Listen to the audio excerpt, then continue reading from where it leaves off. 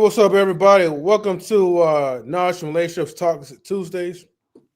This is your boy M3 with your host, Stan, and the sophisticated jerk. What's good? See you got the braids going, man. You got the Cooley going on. Yeah, man, I'm glad that you chimed in to that one, right? Because you know what? In honor of all this like fuck shit that's going on, right? Especially with all this Fugazee stuff. I'm like, man, and I'm gonna zoom myself in real quick so you guys can see up close. All right. So with all the stuff that's going on with this Fugazi stuff that's going, I'm like, you know what? Since this man want to pander, since this man want to rip off like weak ass content creators like Fresh and Fit, I might as well copy his style as well too, right? So I got the little folio braids as well too. So y'all better get the likes up and make sure you got to dye the top red and shit. And your podcast, you got to get a podcast now. You got to change the name of it, So Fugazi. And then to even top them out, man, you got to get a chick, get like a chubby white chick with like three kids, and you in there, man. You gonna be popping out here. Ooh, damn. Okay, I might call it the like Fugazi and Relationships Podcast. Knowledge and Fugaziness. Just make sure go all the way with it. Fuck it. Just make sure her kids are half black so they can match you. Yeah, but I want to make sure that they have more white in them than anything else, though. So the only thing they're gonna probably have is like my lips, and that's probably how far it will go, right? Looking like Drake. But other than that, everybody, look. Salutes to people who's tuning in. I see. What's good, Frosty? Yeah, I see Frosty in the scene, man. So salute. And I got the link posted up for Fatty if he ever decides to show up. But hey, man, I want to just kind of like get to it, man. Yeah, let's jump in the video, man. All right, for sure. But shout out to Cooley though, man. Hey, one thing I can say, he got the persistence. He's like, look, I ain't about to fuck up my bread. Oh yeah. He said, look, I got 5 kids out here. He's like, look, I ain't He said the revolution must be marketed. I ain't about to stop this shit. He's like, damn, y'all, pull up. Right. I mean, I never seen a man that stands 10 toes down, man, on his unaccountability tour, though. So yeah, my man said exception. He said, look, I'm the exception. I don't give a damn what y'all say. Mm-hmm. Yeah. But that's why we threw it in the title. It's like exceptionally bad, Yes. Mm-hmm. Yeah. Okay, got it. For the ones who's trying to come up, don't come up there yet, right? We're trying to bring like one guest if he's hold on for a second, jerk. There we go. We got our good old friend Fatty up in the scene. He says, "Sup, friends? I'm heading home, but I'll be up there in 30 minutes." All right, that's cool. Sure. That'll give us time to rock out through the video because Fatty came in like towards the end. So we'll play his segment once he pulls up. And Fatty also, man, Fatty, you getting kind of gangster with those clips, man. You getting kind of nice at that. But yeah, he did a good clip that we gonna play too, where it captured the hypocrisy and stuff in that. So yeah, we will play that when Fatty come up because I got some good questions for Fatty and stuff. So shout out to Fatty, man. Always holding everybody down in the space, supporting everybody. So yeah, we team Fatty man. Up over here.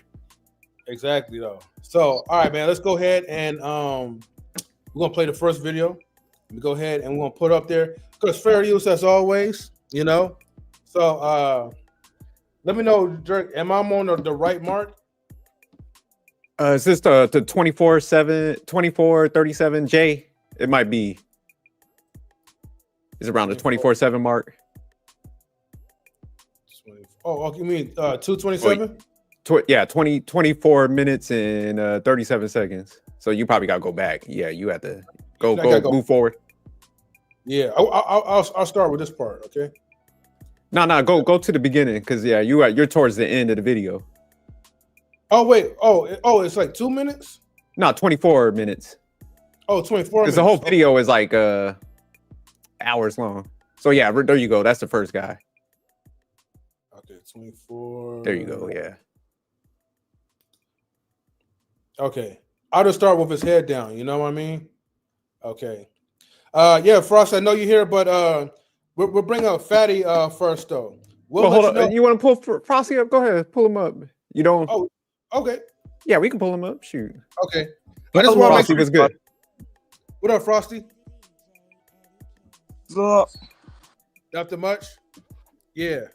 So I don't know if you know anything about the No Fugazee Podcast. I didn't want to bring you up if you didn't really know about the what's going on. You know. Oh, that's a good point, Frosty. Hey, this might be your boy, or your. I don't know if you got like a positive view. You might want to get up out of here because we dropping nukes up in here. Hey, drop the nukes, huh? Yeah. Shout out to you. That's what I'm talking about. Frosty said, "Look, we going in." All right, let's go. Fair use, always. All right, let's go ahead and play this. But hey, before you play it real quick, this first dude, man, he has some good like questions and giving pushback. So this was a good clip. I think I would say him, Fatty, and Beans, and there was one other guy that like actually they was giving them some good pushback, and it was like very respectful. So yeah, this one's actually a real good segment. So go ahead, play this one. I just wanted to give that one out there. Oh, you said Beans was on there too? Yeah, Beans was on there. Okay. All right.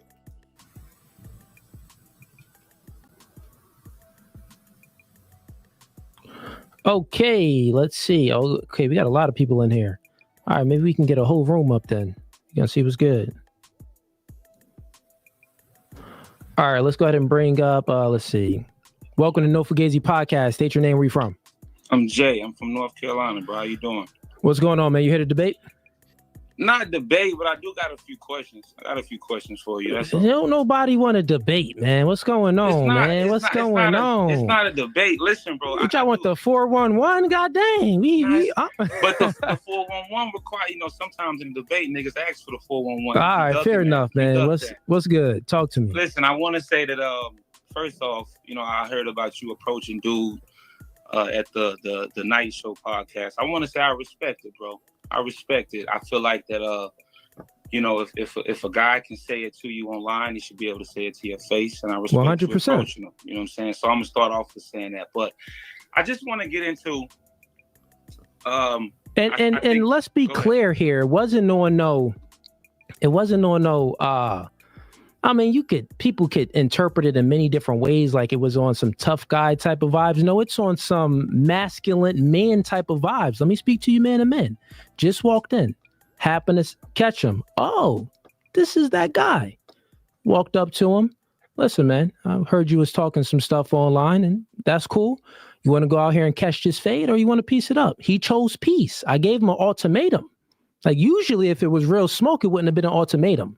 So I'm trying to tell you, it's from a peaceful place. Not to cut you off, but do you feel like that, and I agree with you, but just kind of trying to see his side, do you kind of feel like it's backwards to put yourself online in the public eye and then be upset, but, for criticisms that people make? No, that's different. Because if you go ahead and debate, it's different. We'll be having a debate. This I was. Right. I don't disrespect people. I show people with the utmost respect until they disrespect me, right? Gotcha. So he was cussing and saying some words at me. I said, listen, man, I don't even cuss. You're not following the rules of the podcast. Chill, like follow the rules of the podcast. He kept over talking, kept cussing at me like, nigga, you wouldn't do this. And then I had to tell him, I don't think you would say this in front of my face. What? I'll say anything in front of your face, you be. Like, all right, bro, I guess. Yeah, you're going too far. It's like, just like this one dude I debated, the light-skinned dude, the light-skinned Drake-looking dude. I told him I'd fly him out. He never hit me up. I hit him on Instagram and everything. He never hit me back. So it was like. So niggas gotta get disrespectful to come see it. All right, so look, I'm gonna get to it because I know it's people in line, but look, I just got two things, man, that hey, hit pause real quick. Okay, so he was saying the light skinned dude, the Drake looking dude. He's not referring to Mr. Letgo as the Drake guy, right? Because no. He was saying there was another guy that had like a different interaction with him and stuff like that. So, but you guys watched the debate he had with Mr. Letgo. Did it end up like that? Because it's been a while since I watched it between them. You mean did he get disrespectful towards the end? See, I never saw the debate between him and Mr. Letgo. I just only heard. No, he was on his panel before, and it was something that happened with his brother. What's his name? O'Shea just did a recap of that. No, I think that's a separate thing with some other guy. They was like going over that, but yeah, never mind. I mean, if that's what Mr. Let Go said to him, because I mean they had like an online one kind of like this. So I mean, if somebody does kind of go over the top and like, hey, I would say it in your face, you know, you can't kind of be mad if they do approach you then in real person. So I'll give them that. Mm-hmm. But one thing about that is I just wanted to kind of point out, and this is, you know, typically if you come up to somebody and you ask them for a fight, man, you kind of don't want to fight to begin with. And that's a risky move right there because, you know, I just grew up in that era. I'm just going to put it out like people said, swing first. You know, they come up, just blaze them, you know, and that's where I just, you know, I think people got to stop trying to fight, you know, in the first place. This is like, look, man, we on the internet space. Be respectful both ways. And man, just have the conversation and stuff. But yeah, I just think, man, you might, because I think a lot of times people anticipate that if they go and, you know, approach somebody and they're like, hey, man, you want to fight?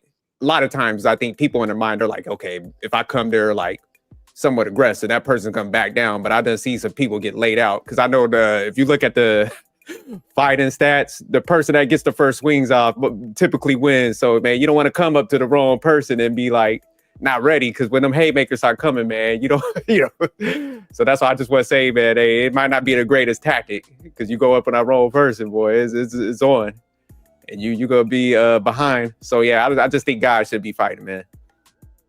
Leave that stuff alone, man. Just have these conversations because, like I said, they both have the intellect. Mm-hmm. Yeah, Facts, Frosty. Yeah, fighting is never. I mean, look, man, it don't make you any weak by just saying, look, man, like, let's just talk about this first, or I just don't want to fight. Like, everything doesn't always have to be about, like, ending, like, you know, with someone getting their, like, their arm broken or their nose broken. You know what I mean? Bloody up. What up, Jay? Reason to fight, though. Just talk out like humans, you know? What's up, Jay? Yeah. What was that last piece, Frosty? I was like, hey, just don't. What's up? Don't fight. Just talk out like humans.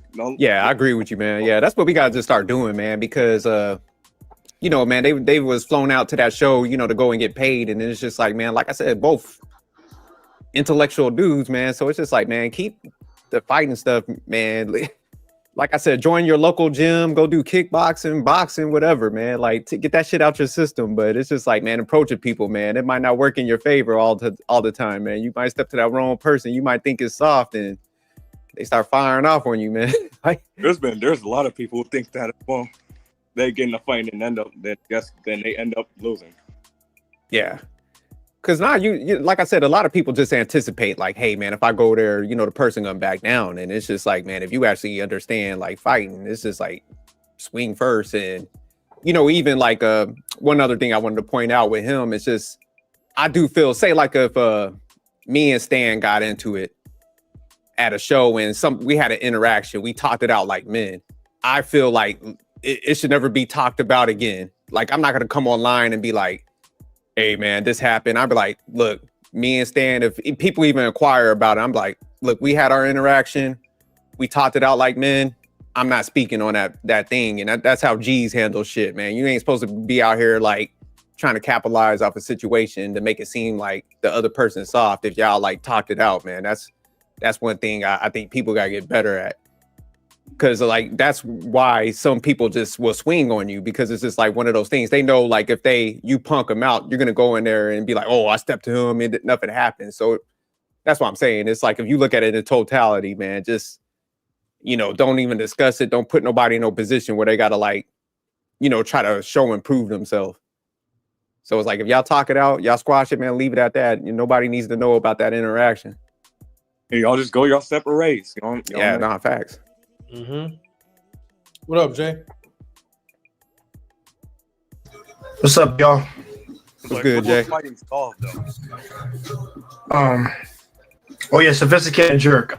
Shout out to you, man. You made me make a purchase, and I actually bought one of those hyperlight spears that you got. Shout out to you, Jay. Shout out to me, man. Hey, man, I appreciate it, man. It's gonna go nice on this desk over here, bro. I'm gonna start building your setup. I like your setup, man. But we can get that. We'll get that video back up. I just wanted to stop it at that point. Okay. So let me see. Yeah, the whole Fugazee thing. I'm gonna say it right now. I think ever since he got caught, like literally, like he got G-checked because the stuff that he was saying, and it sounded hypocritical. Really, it did, because I'm like, dude, you're dating one, you're saying not to date one. It's just weird coming from you, and it just doesn't make any sense. So that's why he's getting I'll be honest. That's why he dug a hole for himself, and this is what he's in right now. And I think really that's the only thing I hold fire to him is just that, and that's about it. I don't know if he ever said he was a top dude or whatever, regardless of anything, but that's really what he got going on, personally. But yeah, man, like the slap back that you're getting. That's why I said the internet never loses, bro. They always win. Like, you say something, you better stay on code, and you better not ever contribute the contradiction of what you're trying to preach or try to do. The same would go for me, Sophisticated Jerk, anybody, but Sophisticated Jerk is not out here giving courses or stuff like that. Like, he's doing his own thing. So I know Sophisticated Jerk wouldn't say the shit he's saying without having without having legit facts backing him up when he's saying stuff.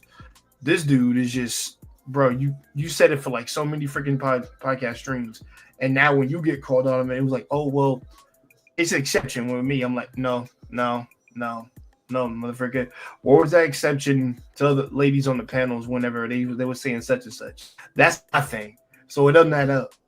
But you said facts, Jay, and that's the thing. Cause say like, man, if I was in his shoes, man, cause like I think he missed a mark where, man, the way he built himself up, it's like, man, you have a great storyline. Cause man, dude's he's hitting the gym and shit, so it's just like, I would have came out like if I'm say I was talking to females, cause Stan and we've been on Will's podcast, and this is the same information I gave females on his podcast, cause they're like, hey man, there were some single moms on there and they were talking to us. They're like, man, do y'all think I'm hearing other podcasts? Am I out the game? I'm like, nah, man. I was just like, don't get me wrong. Like, guys are going to view stuff a little different. You need to get guys that probably have kids. You need to come in there and be pleasant where you're not a burden on the situation. Cause at first they were like, I want a provider meal. I'm like, you need to change your mindset. You need to go into there working with somebody, hit the gym, do like, be pleasant, make sure your kids are disciplined, so that make sure the guy understands you got a good dynamic with your, your child's father and stuff. And I was like, if you present yourself like that, then guys can be like, okay, man, you know what? I got kids, you got kids, everything's in order. Then, I could move forward on that. So I think if he would have came out there and be like, hey man, this is what my girl brought of value to the situation, because ABCD, she had everything in order. It's rare because, you have to have all these attributes like she had. But you could find that if you align with this, then guys would be more acceptable. So if he would have came out like that, man, he would have had no smoke and be like, look, man, we met each other. We grew with each other. I wasn't, I was making the $17 an hour. I was a sandwich artiste at Subway and shit. I built up to this phase now, so this is where I'm at. He would have been like, okay, man, nobody could have had no pushback. But, like right. You said, like, oh, go ahead. No, I don't want to cut you off, Sophisticated Jerk, because I wanted to add to what you're saying. You good, man. The thing is, out of all these cats that talk, he had the best demeanor that I ever heard. He wasn't yelling. He wasn't getting out of character, having a belligerent attitude whenever I watched his videos or how he conducted himself. The brother just talked slow and calm. Never got loud. You know what I'm saying? Any of that shit. And that's why I did like him out of the bunch that were speaking. So it's just kind of like bro, you're not out of character. You're actually not raising your voice.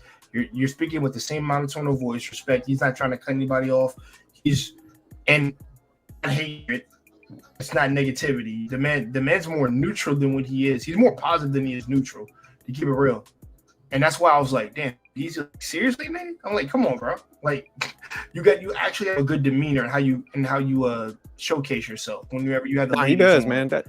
That's why I was just like, damn, man, you missed and then, man, you could have just like apologized a little bit, like, hey, man, maybe I did go a little hard. I didn't mean to come off like that, but I just want to make sure, me and my girl had to struggle, so I don't want people to go through that same interaction. Then, people would be like, oh, okay. And then it's like, man, you could change the format a little bit where you're having better conversations. Cause the dude got it. Like, man, very, like I said, intellectual. He could articulate stuff like you said, like I've never seen. So, man, like, yeah, he could have changed the format. But I just think sometimes people just chase the money so much that they feel like they got to hold on to that whole presentation. It's like, man, we could adapt and stuff. So it ain't over and stuff. He just got to learn how to like sometimes take some constructive criticism and not try to stand on that hill and die on it. This is like, man, shit, you could pivot a little bit, man, because he got a good foundational piece, man. So, but yeah, let's get back to this video because this dude right here asked some solid questions. I don't like to call myself a single father, but I am a primary parent. I have 2 kids that I do have full custody of, so I know how it goes. It's commendable. I respect what you're doing. But here's what I'll say, bro. In order to get full custody of your children, you have to go through the courts and you have to prove that your baby mom, your child's mom, is an unfit mother. This is how it goes. And pull especially up, Marcus. for a father. And for you to get full custody of a daughter, I have 2 boys. And so I would imagine that it's not necessarily unfit. You don't have to prove that they're unfit. It doesn't necessarily work like that. That will be custody?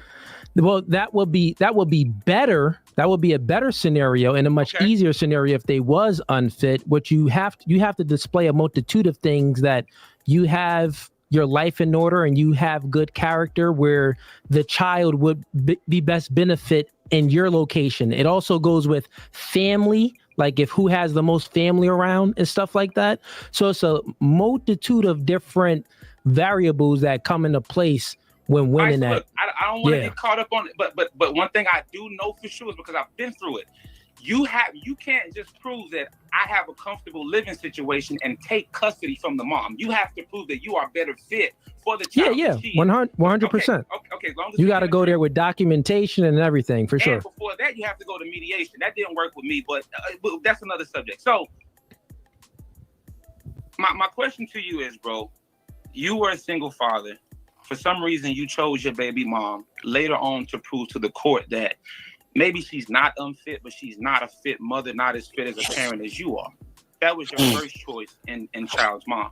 Your second choice in child's mom was a lady who had 2 children before you met her. Now, here's the thing that I don't understand about that is maybe you weren't making 6 figures at that time, but you were 6'4", and you were black. So listen, man, I'll answer your question, bro. Wait. So no, I got you. You got to be direct. You're not direct, but I am being direct. I'm just trying to be I already know where you're going with it. Hurry up. All right. Listen, bro, your first baby mama was unfit. You proved it to the court. Your second baby mama had I'm not necessarily saying that. Not unfit. I'm saying that I'm more fit. You proved it to the court. The court I'm saying that unfit. Not unfit. No. Listen. Incorrect. No, it don't work like that, bro. Okay, no one's saying that anyone was unfit. Yeah, but every situation is different. I know what you're getting at, and you could have got right into it. No one's saying that she was unfit. What I'm telling you is that I was more fit, and I had more evidence and I was more prepared, and God was just on my side. I ended up having a good the freaking pizza place called me. I ended up having a good a judge at that time, which was a guy, conservative man. So it was just a few things that played out into my part. In regards to the second one, I see where you're going with this is because y'all probably watch Abin preach, and what you're thinking of. And that's the thing. Let me finish. I don't want you to think what my question is. I would rather you let me ask it, because you're trying to think. You spent 10 minutes. Go ahead, spill it. Ask the question, bro. Listen, go ahead, ask it, man. In most cases, when a father takes custody from a mother, the courts deem her as unfit. That's how it goes in most cases. Okay, your second baby mom had 2 children when you met her. You were 25. 6'4" and a nice looking black man. Ask the question. My question is, bro, did you not have better options? That was the question. But I'm saying, I already told you was getting to that question. Why, did you not have better options, bro? At 25, black man, 6'4", you couldn't get nobody better than a girl with 2 kids from a previous dude that didn't want to. Listen. I got you. Give me 2 seconds, because I just got to call the Uber Eats guy back. Hey, hit the pause real quick. We got stay right there. Stay right there. Chilling, bro. I'm chilling.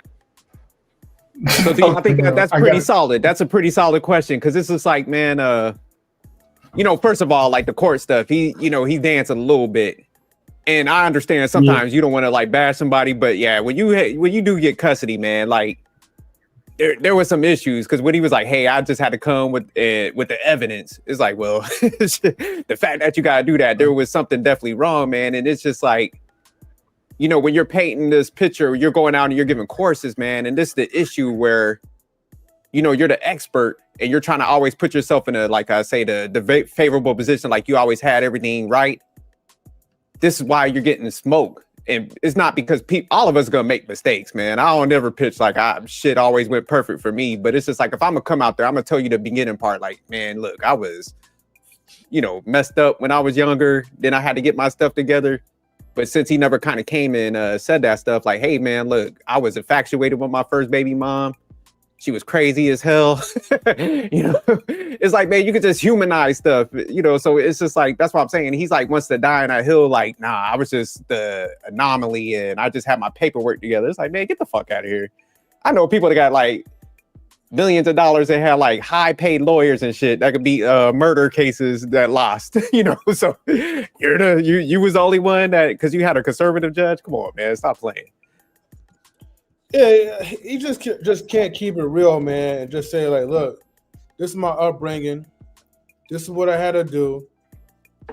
I wasn't shit back then, but you could have created that story where it would have been more, honestly, telling the truth and being real with yourself. That would have made you more powerful than what you are now. Because now what you put yourself into. He put himself into a situation where now he's just like the ones who he follow and try to emulate. You know, now he's a fraud. You know, he's fraudulent. And people are exposing him. I went to his podcast just read some of the comments. And not the one on YouTube, but the one on Instagram. And people just roast him up in the comments like, you fraud, you're fraudulent, you know. How long you gonna keep lying about this baby mom situation? OJ dropping receipts when he had the opportunity when asked about his love life, his relationship life.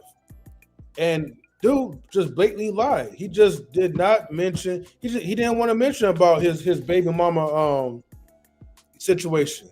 He didn't want to mention that he still is dating a white woman who already had 2 kids, and now you gave her like 2 more.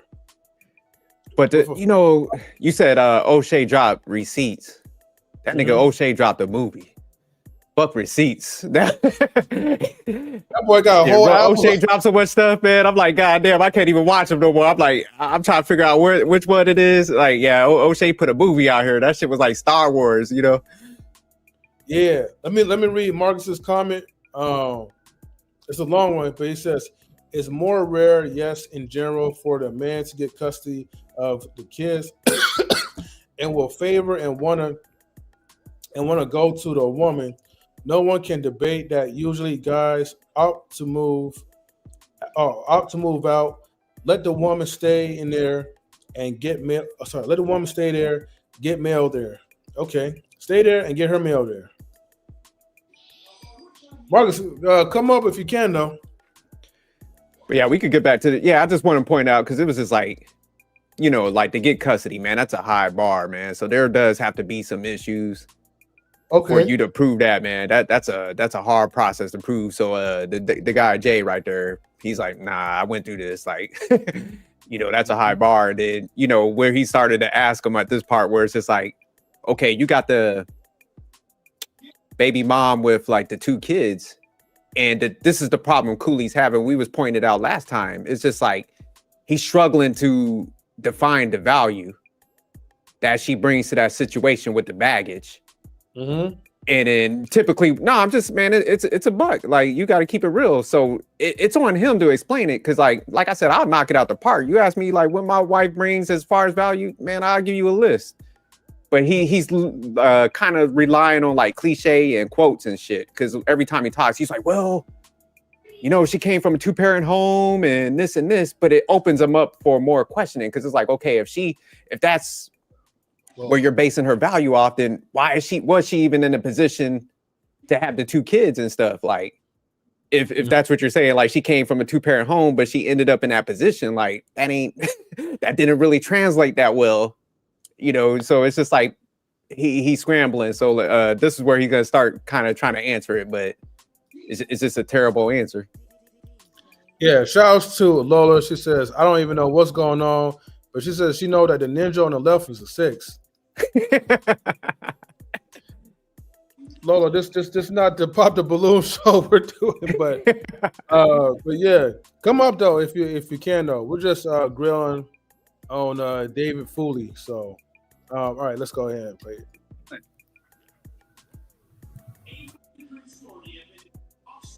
Can the Man chat up here hear me? ordering Little Caesars and shit. Chat, can y'all hear me or no? I want to talk to the chat right quick. Can the chat?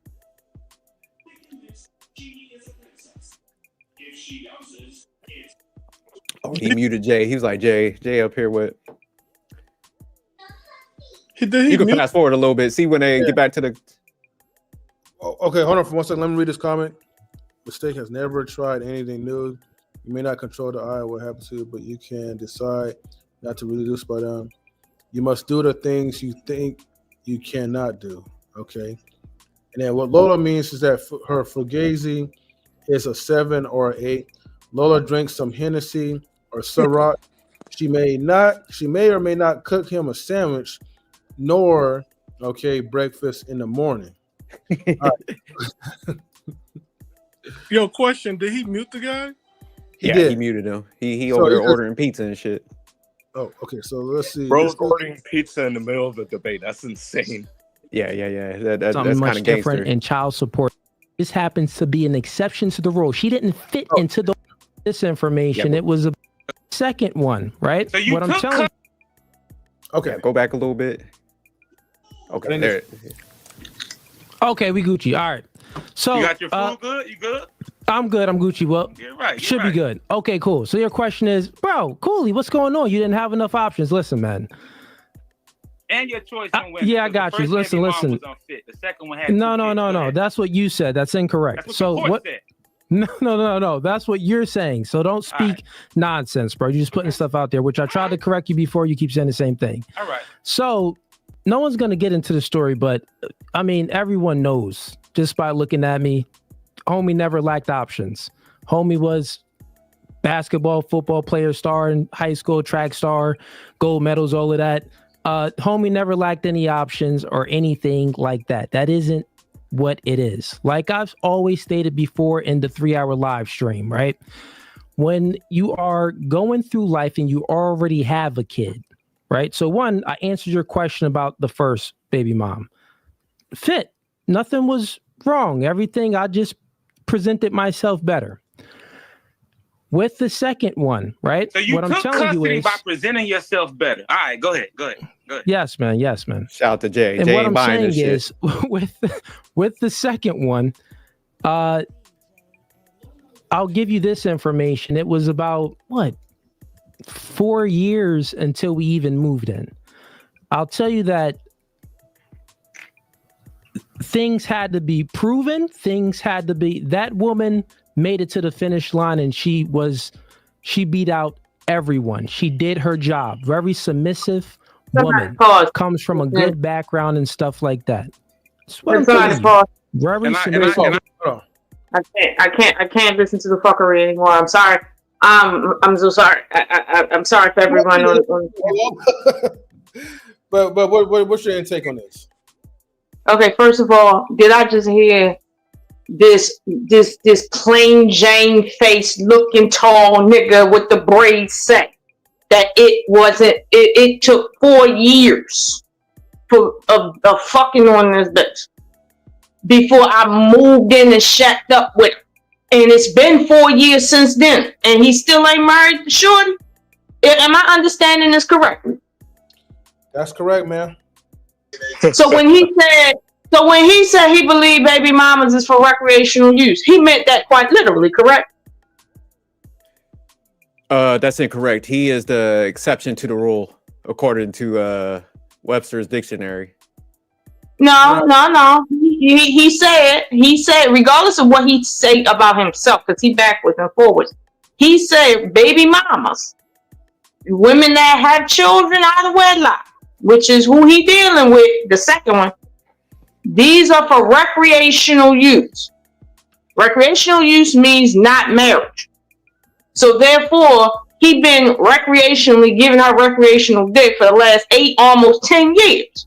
And he's sitting here telling this young man in the red hat that she proved herself better than all the other bitches that didn't have to wait 8, 10 years to get a baby out of me. Well, Lola, she's white, so maybe that's why. Oh, okay. Now, I'm gonna be honest with you. That's what I kind of feel like underneath of all of this. I feel like most of the men in the space are coming down on him because on the surface, because it's like 1 minus 1 don't equal 3. Like seriously, it just don't. However, what's underlining this whole conversation is, sir, you made an exception because of race, not because of circumstance, not because of your dough. Not because Shorty ain't a whole 304. I seen her Instagram. Nigga, anybody with that Instagram, for instance, if she was to be on Pop the Balloon on MTR channel, right? Because you know he love that show. And he was to see her say her name in Instagram. He go to her Instagram and see what the fuck I saw. He going straight say, oh no, she for the streets. But this dude wants somebody to believe that she's different, but he's not saying how she different. Like she treat him better. Really, I heard her telling her baby, pick the white Santa, not the black Santa. Don't tell me she treats you better. I know what fetish is and what is not. I know what a white girl being on her best behavior until she don't have to be is when I see it. That's what the fuck this is really about. A dude sat there and made content, copycat content, to get off on black women because that's where the content is. But then in his real life, no, he gonna make an exception, and that exception is for white women, and that's the problem that black men are having right now. But it's not really a problem that black men are having right now. Black men have always had this problem that they will fuss and complain and go through all this rigmarole when it comes to black women. However, they'll make more than exception for white women. You see what I'm saying? Like more than exception. And see, this is where people kind of feeling like, okay, not only are you a fraud, but you're proving everything that people say about black men true. He thinks his value is in something he didn't even work for, his height. Like seriously, his height. And the fact that he's saying, well, you know, what did he say? He's over 6 feet and he is 6-figure earner. When did he become a 6-figure earner? When the white bitch put him on, or when YouTube started paying him? Because last I checked, I mean, he won't no actual 6-figure earner, because let YouTube go down for 2 weeks. Bitch, you in a fucking hole. Well, I think nah. And here's the thing: him being tall. I don't know about you, but I keep running into tall niggas every day. Like I don't be looking for tall niggas, but I see them all the time. So I don't understand this 8%. Like I really don't. And to be quite frank with you, I know too many females, okay, and men nowadays making 6 figures that are underreported, especially black men, because they have their own businesses, especially ever since COVID. So when he say, well, I'm a 6-figure earner, nigga, everybody a 6-figure earner for real. Like, come on now. Come on. Don't do that. You're a 6-figure earner. Unless you break it over 300,000, don't tell me you're a 6-figure earner. I'm a 6-figure earner. And sometimes I be having $23 in my account when payday about to hit. Don't tell me you're a motherfucking 6-figure earner. I got real bills, bitch. And I know you do, taking care of other people's kids. I know you do. Hey, real quick. That 6-figure shit will have you feeling like you're a 50K earner after tax. Unless you hitting on let's say 175 and above, I don't want to hear nothing about 6-figure earner shit. Like I'm getting fucking tired of that shit. Yeah, it's generic. You know, like you said, people just hold on to that. And like you said, Lola, it's just like, man, after taxes and stuff, you paying insurance, all the adult stuff is like, man, it's the 6-digit mark that they just fixate on. It's like, man, it's not a ton of money. But I do want to point out something. I don't know if it's exactly race. You know, because one thing I wanted to point out with him, because when Jay asked him about the options, I think what the reality happened to him, I think he just pedestalized her looks. I think out of all the group of females that he had, I think she was probably the best looking one.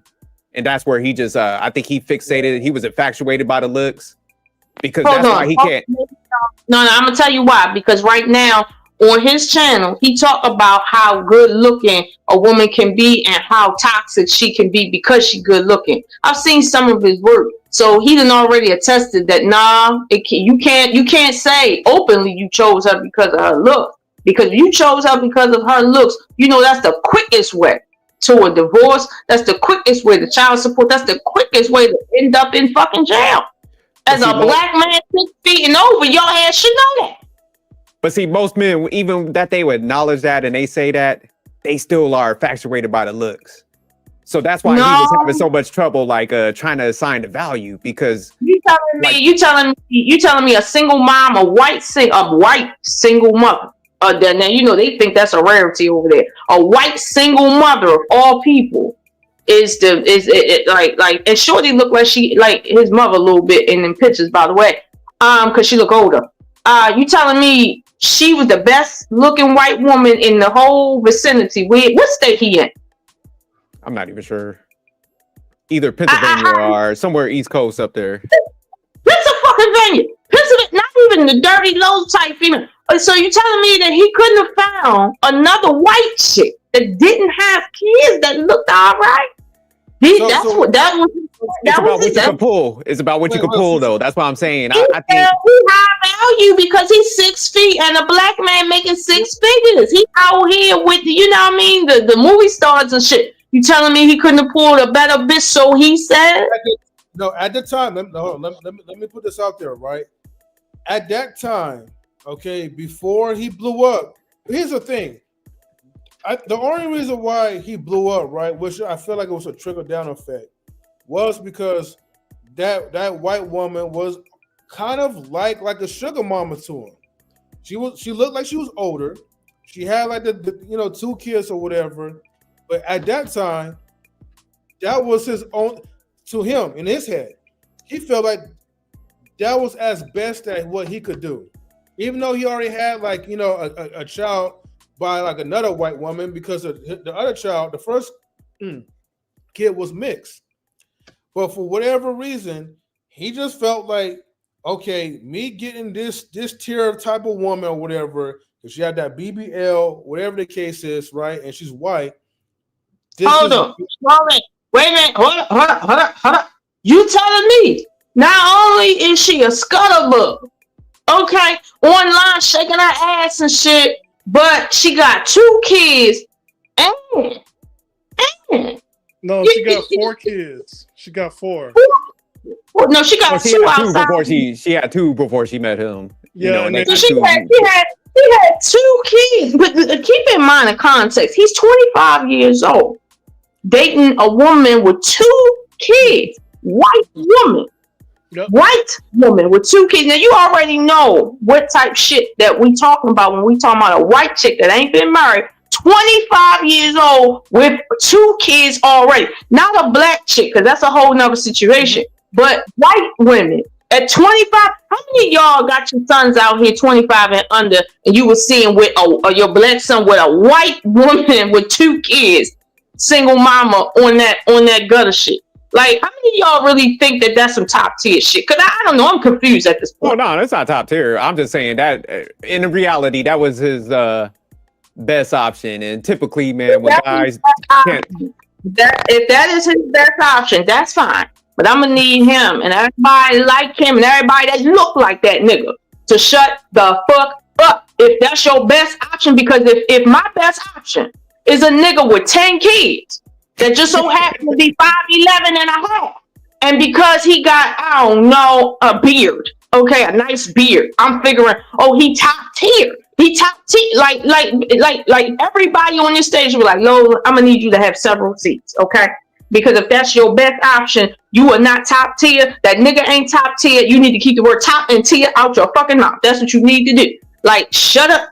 That's what you're going to tell me. So that's what we're going to tell him right now. To shut the fuck to the up. Because I'm like this is this is getting in my mind. And I'm like, yo, I know what the fuck 1 + 1 is.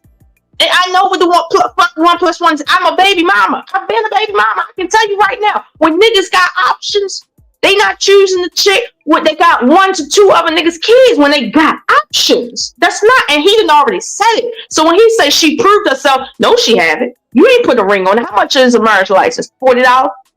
Like she ain't prove a motherfucking thing to you. And if you get married now, you about as good as Ali ass is. Shout out to Ali getting married after people pressure him into not being a baby daddy. Oh man, we can't go there, man. Like, leave my boy out of it. That's my guy. Lola. Listen, Ali got my personal phone number. I got mad love for Ali, but I'm telling you right now, this is the circle.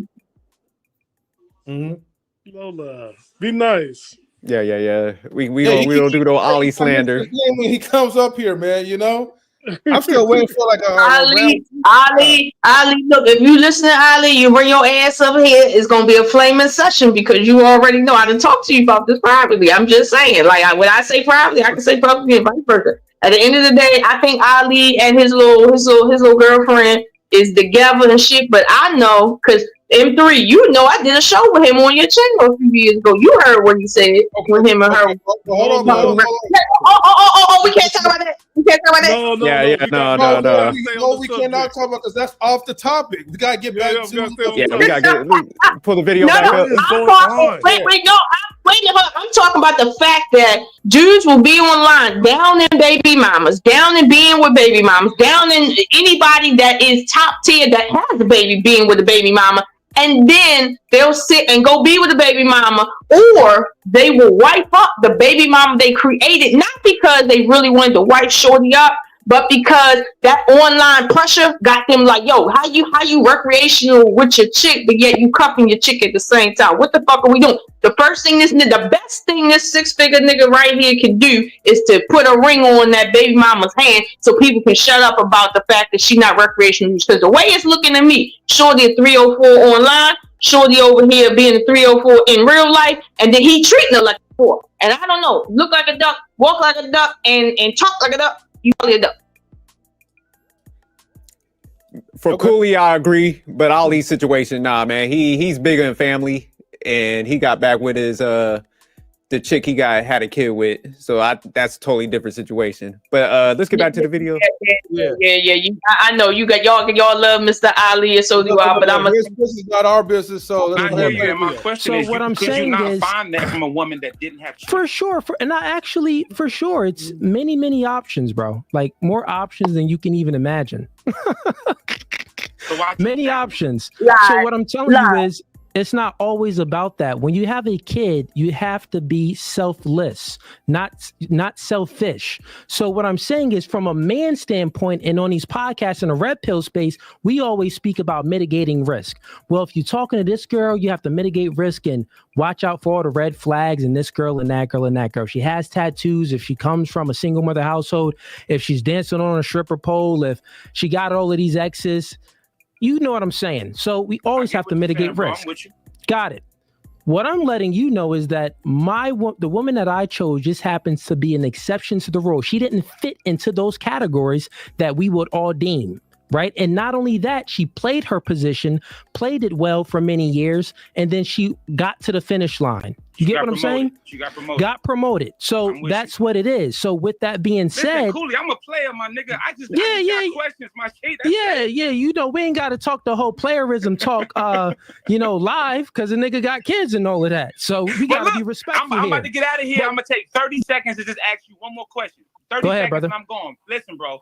Please be direct, man. I got to give context, though, because the other night I was watching your live, and the guy asked you, he said, why haven't you married the girl yet, bro? Why haven't you married her? And you told him specifically verbatim, I use reason and logic. Yes, sir. Everything ain't for this. Now, my only thing as a black man, you said the law, not as a black man, but as a married man, the law isn't set up in your favor. It incentivizes the woman to leave her husband. That's what you said, okay? Now, the law is not set up in the favor of a black father either. So why choose to knock her up instead of choose to get her pregnant? The law ain't set up in either favor. So I'll choose not to marry you because the law isn't set up in my favor. It incentivizes you to leave. But if I get you pregnant, the law also incentivizes you that you can leave and get it. It never. Yeah. Well, no. Yeah. Well, no. That's wrong. the comparison of what you're doing, it isn't an equal comparison because there's difference, right? For alimony, that's something much different, and child support, that's something much different. And guess what? When you're married, you get both of those. The party can get both. So what you're saying right now is nonsensical. You're trying to compare something that's equal and say, well, why haven't you just did this because of this, and this is equal. Yeah, what I'm telling you is that okay, hold on before we go any further. Y'all know I used to work for the Department of Child Support. Y'all know that. Y'all know I used to work for the court.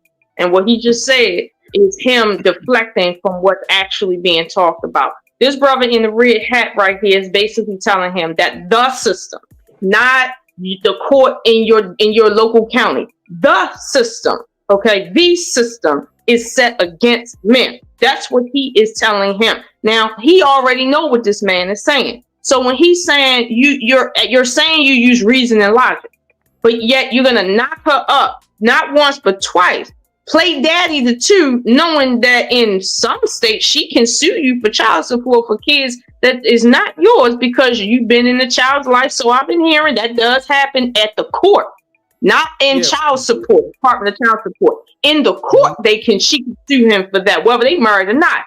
And if they common law, she definitely has ground. So it's been 4 years, nigga. Don't keep saying that online because all somebody gotta do is replay it back in court. Okay, like seriously, you've been 8 years with this chick. Don't do that because now that she got 2 more kids, let me tell you something. In Department of Child Support can't take more than 27% of your income, no matter what state it is, for each child. I have seen men that were never married at almost 100% of their income going to child support. You know why? Because they had multiple children, period. And the fact that the courts can't sit and take away your entire check, they'll leave you like $2. They can't take away your entire check. Sometimes a chick might get $50 a month because the other children is up already capped out. So they can't give her what he don't have left. But this is what happens. It ain't that they're not supposed to get that because it's going in the back child support for sure. But when he says, well, the courts can do that under marriage, sir, you don't understand the power of the court system right now. I literally saw, it was a guy that had got a loan because he lost his job. He got a loan to start a business, right? But he had been evading my calls and my letters. So when he got that business loan, you know what I mean, during COVID, his baby mama called and said, I think he got some money. Go look. I look in his bank account because Department of Child Support, they can tap into your bank account and see exactly what you got in there. I tapped in and I said, oh, you got a drop. How much for? $90,000? Oh, let me take 87 of that. And you still owe. Dude called me up crying. He called me up literally crying. And I expressed to him, sir, I have a court order right here for back child support. And you have not been responsive to any letters of the court. So at the end of the day, that money is gone, sir. Like, nobody owes that to you back. If you want to come up here and talk to the supervisor, you can, but you ain't getting it back. Now, but see, this nigga right here. Start his business. Hold on. This nigga right here in the braids will have you thinking, well, as long as I ain't married to her, I'm free and clear. Meanwhile, niggas that look just like him, 6 feet, 6-figure earners and shit, is out this bitch in my office crying real alligator tears. Like, help me make sense. Because see, this is what I don't like. People like him in the red hat is not holding him to task. He's talking about basically, I'm using logic, which what he's saying is, I'm not going to marry this girl. I'm just going to live with her and we're going to play house because I want to make sure I don't pay her alimony. Meanwhile, she can sue me for more than what the fuck I got. I would owe her an alimony because if they made that money together, nah, your child support going to be more than some fucking alimony because how long they been together? She wouldn't qualify for alimony unless she's been with him at least 10 years. Married, that is, 10 years. So she wouldn't qualify no matter what the fuck she do. So this is what I'm saying. People be sitting up here thinking everybody's stupid. Everybody not stupid, y'all. Like, for real. Use your big heads. Everybody, put your big head hats on. So basically what you're saying, right, and I got to get back to the video, right? So basically what you're saying is that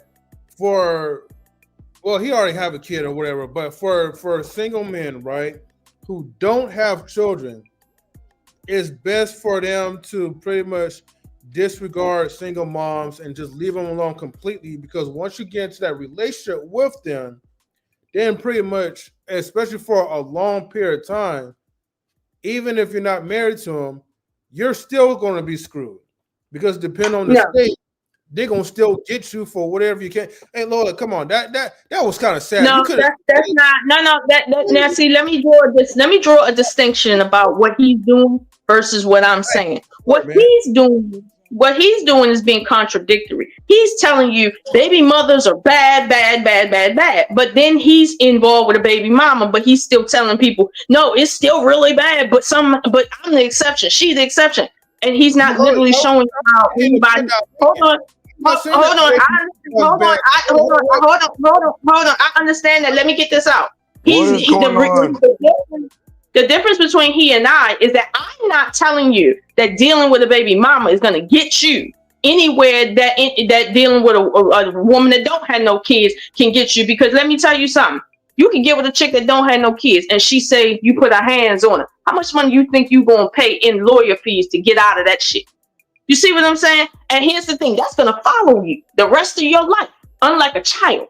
So I'm not telling you, hey, being with a baby mama is fucked up. What this nigga should have said is, listen, I like her. She fits my lifestyle. I'm attracted to her, and our lives blend together. And maybe I shouldn't be talking about baby mamas. Maybe I should just be talking about low-grade bitches. But yeah, I like this chick, and this is the one I choose, whether she got kids or not. And trust me, some women that got children are top-tier bitches. That some of them are more top-tier than these chicks that don't have no kids. That's what he should be telling you, but he's not, because he's trying to save face. And my thing is, hey, if you got a man telling another man, hey, if you don't have children, you shouldn't be experimenting with other men's children, because there's a culture there. You see what I'm saying? It's not for you unless you're a mature man. However, even me having children, I would say if you don't have children, it's going to be a challenge for you to step into a ready-made family emotionally and financially. However, it does happen. You see what I'm saying? And it happens well sometimes. So, unlike him, I'm not contradictory. I'm willing to say what the truth is. He trying to save face. Yeah, and the issue is, like, he's always trying to make himself the exception. And it's just like, yeah, I actually just, kind of made some bad decisions. And it's all right to own up to that, man. Like I was saying earlier, I was like, man, ain't nobody perfect. But even when he's doubling down and he's just like, well, I want to get marriage because of the risk, then it's just like what Lola's saying. It's just like, guys are kind of dumb. But you mitigate that risk, but you have 2 kids with the female. So like what Lola's saying, like now you got to kick out that money and stuff. So it's just, he's just trying to use talking points to make himself like seem tough, or he was making some good decisions, but it's just like, okay, you undercut like mitigating the risk as far as like alimony, but now you're attached to a female for 18 years for 2 kids. So it's just like, man, you can't have it both ways. Like, and then like I just going back, it's just like if you're like Lola laid out, like, hey, I was with her, we're compatible. He's having a hard time associating the value to her. And that's why I was just saying earlier, it's like typically when guys can't assign the value, they were enamored by the beauty, they were infatuated by it, and they pedestalized that chick. And that's just the reality. So that was more than likely his best option. So yeah, I want to know, if he was 25 when he got with her, what experience does he have to be telling other men what to do? Yeah, Lola, hold on for a second. He said he was that guy. Yeah, let me make my last point clear real quick, right? So just to make it clear, right? Overall, right, I think what would have been a good approach or a good message when you're telling people about single moms this and single moms that, really the problem is not really the women that has multiple kids. You know what I mean? The real underlying issue is really the system that you're going to have to deal with. And if more brothers were more preaching about that, that will probably spark like more like education to at least check out the state that you're in, check out the system, check out the laws and regulations before putting yourself into a situation. Because anytime people keep talking about the single moms or whatever, they're not most people are not gonna really be doing the research, you know, on the pros and cons of the system. They're just gonna be looking like, oh, all right, she's a single mom, let me avoid her. But in the meantime, maybe you're married to someone who don't really have any kids, you don't have any children of your own, and then years later, then she becomes a total different person, and she still will try to take you out to the cleaners. I'm just putting that out there real quick. But let's get back to the video real quick. Mm-hmm. What I'm telling you, I got you. Let me answer your question, Jay. I got you. Yep, got you. So what I'm telling you is that marriage in America doesn't benefit a man. It just doesn't. All the statistics and the stats show it. Wrong, bro. That's wrong. What you talking about? A child? Listen, being man. a father, the law does not work in your favor. You just said that you're only 18% having custody. Time out. You just said that. No. Time out. Yeah, time out. Real quick. What you just said that having a child, the law doesn't benefit the father either. That's much different. A man is here. Men and women, we're here to procreate. No one is talking about don't have any kids and don't leave a legacy. That's nonsensical. I don't believe in that secular type of mindset stuff. No, I'm going to have a whole lot of kids. But yeah, but it's morality in it as well. You get what I'm saying? So we can compare the well, no, that's biblical. That's biblical perspective. That's a biblical principle that doesn't coincide with the actual laws. Like, biblical principle never said, oh, well, if your wife divorces you, she can take half. That doesn't match up, right? Meaning that from 50 years ago, 60 years ago, women wasn't in the workforce. So since they wasn't in the workforce, we made these laws like, okay, well, if they get a divorce, the man has to give half. Now women are in the workforce. The laws haven't caught up with modern day time. I'm telling you that that's just not going to happen. If it does happen, it will be in a church. So you can go ahead and say, oh, you should do this, you should do that. I'm not telling you what you should do. I'm just asking them why you did it in that order. Yeah, or even why, or the order. It's very simple. A man is very simple. Men give order, right? And in my household, in my structure, in my life, that order is what I say it to be. I tell men to not be so simpish and follow the woman's lead, because most men is like, oh, you want to get married, baby? Oh, they don't really give a freak about marriage. Men really don't care about that. Oh, sure, I'll get married to you, baby. So then you're acquiescing your behaviors to the woman. That's what simps do. That isn't over here. We don't operate from that standpoint, right? So we operate from more of a masculinity standpoint. So what I'm telling you is that you have kids, right? You have kids and you're not married to you're not married to him, right? But I'm not on YouTube preaching with. But you're not married to him, right? Not at all. And I had kids so why aren't you married to him? I had kids in high school. Okay, it doesn't matter about the age. Why didn't you get married to him? I was a kid, fam. And I'm not on YouTube. Okay, so why did you have kids in high school? Why did you? So you didn't come from a good parent household to guide you, to give you any guidance? Two parents. My still married.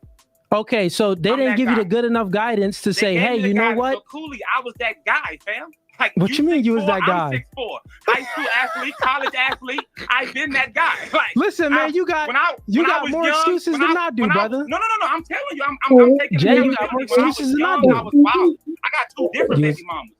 You was wilding in them streets. And I got a 15 and a 14-year-old. 15 baby mamas. Okay, so the woman you in a relationship so with? When I listen to I'm in a relationship. So when I listen to you, I'm like, wow, do you plan on having kids with this girl? Yeah, I want more kids. You want kids? All right. Yeah. So before you have kids, Jay out here slinging reckless dick. That's dope.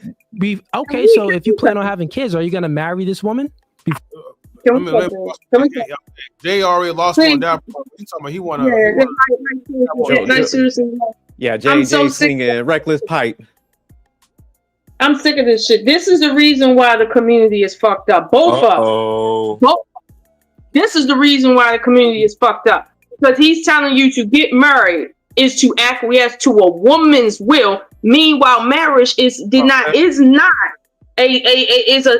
religious institution first before it's a social institution. How the fuck is it that you are acquiescing to a woman's will when every society knows that if you do not have marriage, you do not have a nation, let alone a society? What the fuck are we talking about? This is what I mean by these Negroes like this that make everybody look bad. They make everybody look dumb and uneducated. He's sitting here trying to make it seem like what he's doing is normal. And I'm looking at him like, yo, you really think that chick that looked like that is trying to settle for not getting married and just being knocked up by a black man while she got white kids on the other side of that? Like, do you really think that's what she fucking with you for? She's trying to stick it out with your ass because she hoping to get marriage out of it. Now that I see this shit, I'm wondering, does she even know he got a channel? Because I know most people didn't know about that Twitter account. Like seriously, I want to know, does she even know that he not planning on marrying her? He just want kids and he want to shack up with her and make sure that he protect himself from her. That's a real working, loving relationship, ain't it? This is the shit that we talking. I'm for sure she knows. If you talk on this, yeah, she know.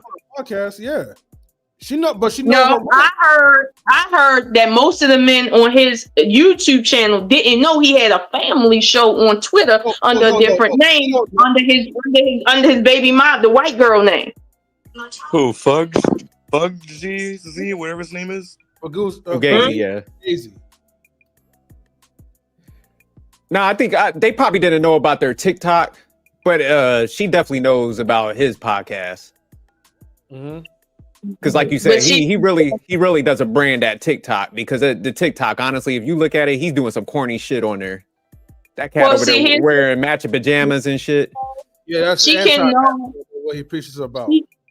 She definitely can know that how he feels about other people and black women and baby mamas, despite what he's doing with her, because she can sit and be with a liar because she has an objective. However, I highly doubt she is listening to him do the whole Donovan Sharp thing and say, "No, I ain't trying to get married ever and shit." I highly doubt that that's the case, because it's like, yo, seriously, what woman want to walk around with a dude impregnating her, saying to the world, not his personal friends, to the world, "I ain't getting married to her. I don't trust the system. I don't trust her." Who the fuck is doing that and they not getting nothing out of it? What I'm saying is she don't know about that. You see what I'm saying? Or she's using him for dough. And it's like, he's nobody to be online talking about how to get a woman that's the exception. If she's the exception to the rule, look what he said. She proved herself for what?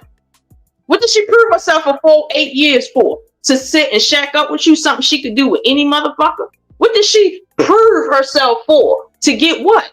The rest of your dick? Like, what did she prove herself for? This is what I'm saying. Like, the underlying issue is that dude chose her, okay, because of other things that he's not talking about. And right now, with this whole thing of him getting exposed, the fact that he's with her being exposed, his money about to drop. And I bet you dollars to donuts, when that money start dropping, that white girl gonna take them mixed babies and she's gonna give them back to her, or she gonna do something else.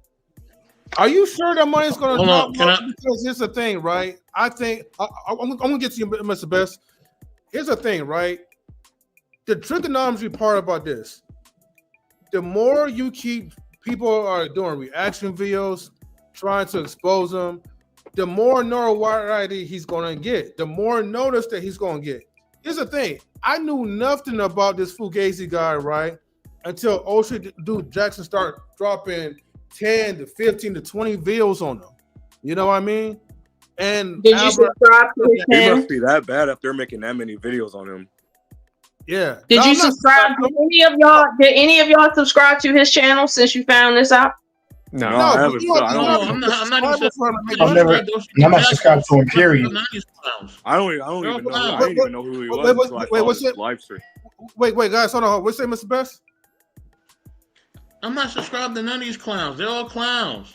Yeah, they got the same message, damn near. I don't even know who this guy is. I don't know what he stands for. But M3, just to kind of, get to your statement that you were saying, I think it's just short term. Everybody's excited about looking at the videos. It's the moment right now, but America's got a short attention span, and once that people get past that and the hypocrisy sets in, there's going to be a drop. There's going to be another person that's going to come into the picture. And I think the reason why some people, to get to Lola's point, what she was making, why like some females could sit there and, listen to the message and be cool with the lie. it's probably because they might not be doing that good financially. You know, if you're looking at it, they got 5 kids together now. So it's just like, hey, man, they might be looking at it. This is our way to come up. So, hey, go out there with the message and, you know, I'll sit here and, you know, play along with it. So I think this YouTube money, when people just see like how quick the money could come and how fast it could, I think people will come up here. They cool with like lying and stuff. And even the person on the side where it looks like they taking a hit, if you money driven, you like shit. They probably sitting there like, hey, we will say whatever shit. Listen, we gonna get this bag. So I think that's really what it is. May I step in, please? Oh, go ahead, A4. Yeah. And just to piggyback off of what you're saying, Jerk, because you've been married for a while, so you know this. In relationships, it takes two. It's not just one person. It takes two. You know what I mean? So, you know, him saying that doesn't benefit a man or whatever else, that's just straight garbage. A real relationship takes two. A real functional relationship takes two to work, or it takes two for it to fall apart. It's not just on the men, and ain't just on the women. So when you see these people, whether it's the women going around blaming all the men and saying the men are trash and garbage and all that, or whether it's men, you know, or, you know, doing the same thing when it comes to women, you know what I mean? You know, it just shows that they lack accountability. Because that's what this is all about. People just lack accountability. If my relationship fails today, there's something I did wrong. There's something that I did wrong. Whether I want to admit it to it or not, I played a part in it. It always takes two. I can't just say, well, I never did anything. No, there's something I did. You know what I mean? And I have to figure out, where did I go wrong? What did I do wrong within this relationship to make it to where it just went south? You know what I mean? So that's just the thing. It's just a lack of accountability. Whether it's things that I should have done better in my character, whether it's things I should have known about that person's character, who I'm with. You know what I mean? Either or. You know what I mean? It's just me taking accountability for the relationship going bad. And people just don't want to do that no more. The accountability factor is just completely gone. Completely gone. And dirty folks, I don't know who you calling a toddler, but please be respectful. You know what I mean? So, you know, all that side comments and disrespect, nah, we ain't doing that. Relax. You know what I'm saying? So, Hey, 84, I like what you said, man. And the reason why you could do that is because, man, your masculinity isn't tied to like gimmicks or what other people think about you. And that's what like Lola was pointing out. It's like all these dudes damn near got the same message. Because, man, really deep down inside, you know, a lot of people ain't really masculine. They think it's like you put a cigar in your mouth, you get on YouTube and you say crazy shit, you know, and it's just not the reality. It's just like, man. And so that's why they have such a hard time. They stick to the talking points and stuff. So that's even with Cooley. He just can't get, you know, the layers below. Like if you do have like a deep functional relationships with somebody, it's all right to come out here and be like, you know what, man, I got a good lady. She's smart. She's intelligent. Because that's how I came on the scene. Everybody was on that provider shit. I'm like, nah, man, my shorty's intelligent, man. She gonna come and she contributes, and I'm not nervous about that. If she in the office, because you know they'd be like, oh, she's gonna have a work husband. I'm like, y'all lack confidence, man. And you know, these are the conversations we gotta start having, because, and that's why I always kind of give pushback on a lot of stuff, because I'm like, man, just because you might be scared of certain things, man, just say you're scared of it, or you can't pull a chick that is willing to work with you. So it's just like they got to stick in them. It's almost like they got to destroy everybody else because they ain't able to like get certain things and stuff. So that's the issue with this whole space. but the bigger point is that my humanity is intact and your humanity is intact. You know what I'm saying? Yeah. You're a family man. You understand what it takes for things to be functional and for things to grow and to build a family and build generational wealth, which you have done and you continue to do. You know what I mean? Salute to you for that. So I appreciate it. definitely, bro. I definitely got to give you your flowers on that. You know what I'm saying? For doing that. You know what I mean? You know, we got to appreciate the people that we're around. So I definitely got to salute you for that. You know what I mean? Yeah. Thanks, and man. same thing with me. My humanity is intact, and I just understand that, you know, things are a certain way. Like you said, I'm not doing nothing based on gimmicks and none of that. I'm just gonna tell you how I feel, and either you with it or you're not. That's just what it is. Right. That's how it should be. Particularly of anybody of this, I don't say of this space, but the cats that I know, like they hear some of this shit and they just be like, bro, this is like so freaking retarded and redundant. Like all they're doing is all you all sound like are a bunch of cultists and just repeating the same thing over and over again. You're no different than war. I'm gonna say war vets. You're no different than people in war that put a tape on, maybe listen to it on a loop. That's what it is. It doesn't change. It stays the same, and it gets boring and plain every time. So, for example, they have no original thoughts of their own is what I'm saying. So, whenever I just hear that, I just be like, bro, like just move on, dude. It's like these idiots can't think for themselves, and it comes off more along the lines of like, you were hurt so bad in the past. Now it's like F all woman. I'm like, it's kind of ridiculous a little bit. At the same time, it's like I can understand if you come from that pain, come back stronger. But the thing is, you're pushing like a not an evil rhetoric. I won't say evil, a disastrous rhetoric, and that's what I'll say. A disastrous rhetoric is what it is. And the thing is, and I can't say like trust me, constantly hearing this shit will make you hate one on the other side.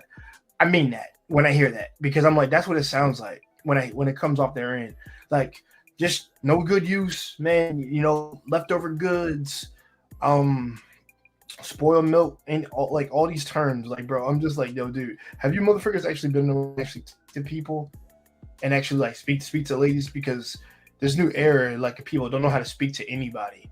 And like I said, I come from the era where we learn to speak to people face to face, eyes in front, all that shit. Same thing with girls, do the same thing. But like you said, you pull what you can or what you're able to. Not with like you normally settle for. And with these cats, it's just more like just hurt. That's really what it is. And you get so defensive when any of the ladies ever ask you a question, you gotta just go off, or particularly, or just something like that, and just play some word salad nonsense bullshit. So so I'm not subscribed to any of these cats. I know about them, but that's about the end of it with me. With sophisticated, like I said, with sophisticated jerk M3, like you guys are just, I'm subscribed to you guys because I know you guys are like wholesome men. Regardless, you guys are men, not clowns up here trying to put up a facade. Yo man, I need you to send me my PayPal or some bullshit because I can't make any meat. So you're not doing any of that. So, but I tell people this: the best people you learn from are the people that are closest to you, and also who won't fucking hold your hand. I have 3 dudes like that, and we don't hold each other's hands or none of that shit. We straight with each other. Hey Jay, if you fucking up, I will tell you. Or Ricky, I tell Ricky, you fucking up, I will tell you. So it's just like we hold each other accountable, and that's how we do things. But like I said, at the end of the day, like I said, we still cool. We gonna talk. We gonna be truthful with each other, but we not going. What we are gonna do is take responsibility if we had a hand in something. What these cats do, they avoid responsibility, and then they word salad and put it on the ladies sometimes. And like I said, but to keep it real, it ain't all the ladies' fault at the time, but it is some of their faults.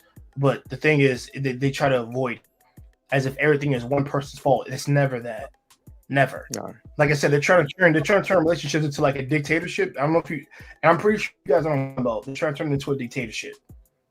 And last time I checked, dictatorships only work when you Adolf Hitler. So, and I'm not that nigga, so don't compare me to him. Yeah. Hey, real quick, we got like a couple more seconds with this video between him and the other Jay, not you, Jay, but the other Jay. Then I think next I had to throw that out there. You, Jay, but the other Jay. like I knew you, man. Said baby mother Jay. What you say, Dirk? I ain't got no kids. I said baby mother Jay. There's 2 of Jays now. Yeah. Let me hurry up and play this video real quick because we got 3 more other videos. Before you have kids? Oh wait, hold on. Somebody just came up here. Hold on. Oh, that's Fatty right there. Hold on for a second. Let me. One more guy. Fatty, what up, man? How you guys doing? Everything good? Fatty? You guys told me, hey, give me just 30 minutes so we can go through these. Yeah. You're stuck in the same stuff I like. I know, right? We stuck. But let's finish this last one with Jay. And then let's jump to Fatty's For point. the other guy and get to Fatty. And Jerk, I have time, so no need to rush. Okay? Oh, okay. Right. Yeah, I just wanted to make sure. I know you out here. You be everywhere. I'm good. I hope you guys are doing good. No, but thanks for coming up there. Like, Yeah, shout out to you, man. All right, let me go ahead and finish this Jay guy off real quick. I don't want to have another baby mama. That shit's stressful. Going through court. You gotta pull the video back up. But are you going to actually marry her?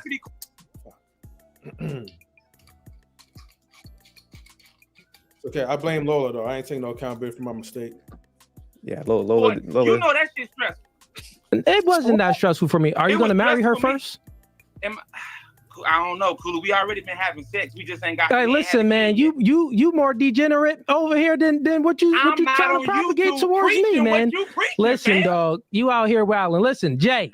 I gotta pick up this call for the order real quick. Have a blessing. Stay over here, man. I'll bring you back up. All right, let's go ahead and fast forward this. Yeah, bro, he does that every time. And yeah, he never brought him up back again. That's the part. Yeah, they're go fatties. Pretty. Bless you, man. All right, cool. Let's see. Oh, we got Fatty in here. Let's bring up Fatty and then we gonna end it. Hey, pause real quick Fatty, before Fatty goes. Fugazee Podcast. Welcome back. You could tell by his face he ain't want to pull you up, Fatty. He was like, "Oh shit, here we go." He's like, "Oh man, wait, man was nervous. Why you fucking with him? He didn't have a choice. Bro. He didn't have a choice because the people on the chat was man. legging it on. So yeah, because I saw you hit up the chat. And he definitely looked nervous. He was like, "Man, I don't know if I want to do this, but I gotta show face." You got the Lakers jersey and everything, bro. Ready to play. Okay. But all right, M3, you could play. I just wanted to capture that. Yeah, Fatty came for war up here. Yeah, but this was the second encounter, right? Yeah, this is the second one. Yes. Oh, okay. The first one, he called me all type of names and all that. I was like, today I'm not going to. First, I was trying to be polite, like you hear? Line, the line of questioning that the J dude had was me being nice on the first week. Because first question I asked him was, how did you got your full custody of your kid, knowing that for a man to have full custody of his kid, it needs to be like some fucked up situation. What did you do to actually get the kid? And he couldn't give nothing specific. He says, try harder and fight and never give up. Like all platitudes and shit. So this guy actually tried to get it deeper and it that's Jay right there, ain't it? Hey, pull Jay up. Wait, we got space. Yeah, we got some space. What's good, Jay? Y'all can hear me? There's two. Yeah, we can hear you. Yo, no, look, I just want to pop in and pop out. Pause. I jump on YouTube and I seen my picture. I say, oh, here we go. What's up? Let me click on there. I said, all right, cool. Let me see what they was talking about. I caught the end. I'm gonna go back and watch it. But hey, man, y'all keep doing y'all thing for sure. Is Frosty in here or is this like a pre-recorded? Is he right here right now? Nah, he up in here. I'm in here. Hey, Frosty, keep doing your thing, bro. I seen you cooking. I wasn't too familiar with the information. I wish I would have had more so I could cook better. But Frosty, keep doing your thing for sure. Yeah. But hey, Jay, real quick, man, you got a little bit of time because we was just actually reviewing your questioning and stuff. So I think you asked some good questions and stuff. So what was your take on that whole interaction? Do you think he was kind of trying to like circumvent your questions or dance around them a little bit? Because when you was applying to I think I could have asked my questions a little better. I think I could have approached it a little bit more serious. I was trying not to. Because I think when you go a little when you go a little too hard, it ends up kind of how it ended up with Fatty. It kind of starts with the insults. He starts throwing insults and over talking you. So I tried to play it as cool as possible and be as respectful as possible. But I think I could have been a little bit more direct with my questions. But you know, but sometimes it's hard to be like direct with the questions, right? When you know this dude ain't really taking you seriously, you know he. On the phone, like talking to the pizza guy, like, you know, while you up there, it could have been like some level of decorum and respect. And I saw you was trying to be respectful towards him, even when he's like, hurry up and get to the point. And he kept cutting you off when you was trying to make your point. And usually when people cut you off, it kind of makes it hard for you to even get to the point in the first place. So that's what I was kind of. Go ahead, Patty. Go ahead. If you go in on a smoke show and you have to be delicate with the host because you don't want to piss him off, this is how bad it is. Right? like the Jewish doctors, you made a joke. This is a vapor show. You have to be very careful. You don't want to burn nothing.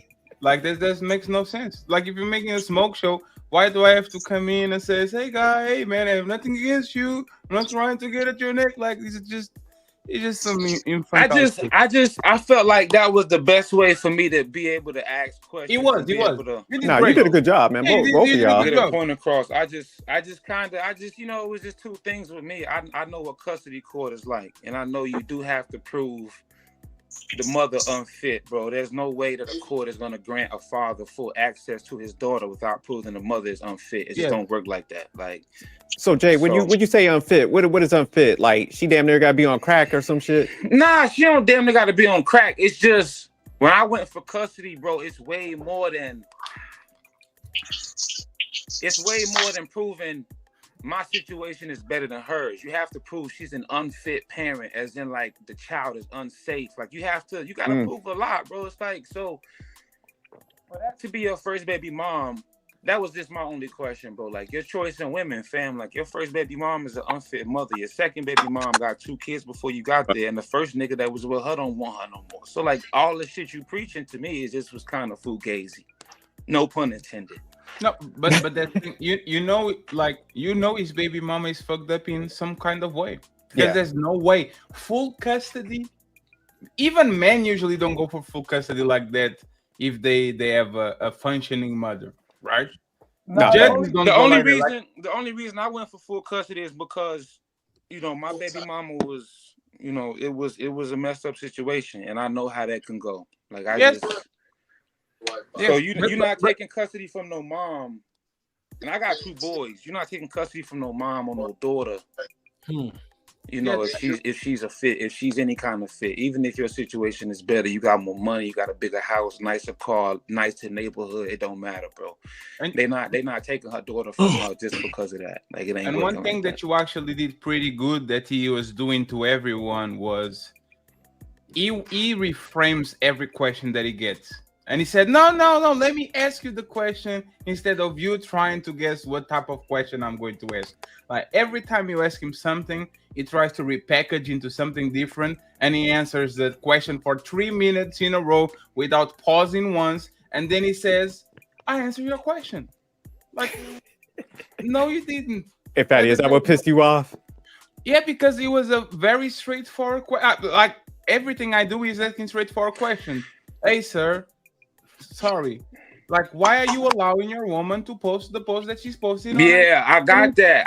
And he kept trying to play dumb, and I'm like, yo, Fatty is asking him like, yo, we get what you tell women when they come on your show. We get what you tell men, but he's asking you specifically, why do you allow your girl to do it? Like that's, and I got what you were saying. I understood that. And there's 2 possible answers. He told y'all why he did that, because he making money off of it. So essentially, he pimping for it. He didn't say that. Yeah, he would have said it, but yeah, that because he was dancing around it. He didn't say it in words, but honestly, right when he said, "I'm the one who make the decisions and show her ass," what do y'all think he's saying? Come on. I think honestly, I'll say for their relationship, she runs the show. Like he's gonna make it seem like he's calling the shots, but she's pulling the strings on that relationship. That's the reality. Like I said, he's infatuated by the beauty. That was the best looking chick he probably ever saw in his life. That's why he did it. And she's like, look, this is what I'm gonna do. And he's got to go in. He's got to kind of like sell it himself as like being the leader and shit, because she's gonna do what she wants. That's the fact. The reality is that's why it's not the exception, because most of our relationships are led by a woman. Most of our relationships go as farther as the woman wants. If the woman wants to be there, will be there forever. If the woman wants to leave, like is most of these relationships that break off, the relationship doesn't go nowhere. Like most of us, actually, if we're going to be honest about what makes our relationship goes, is the happiness of our woman.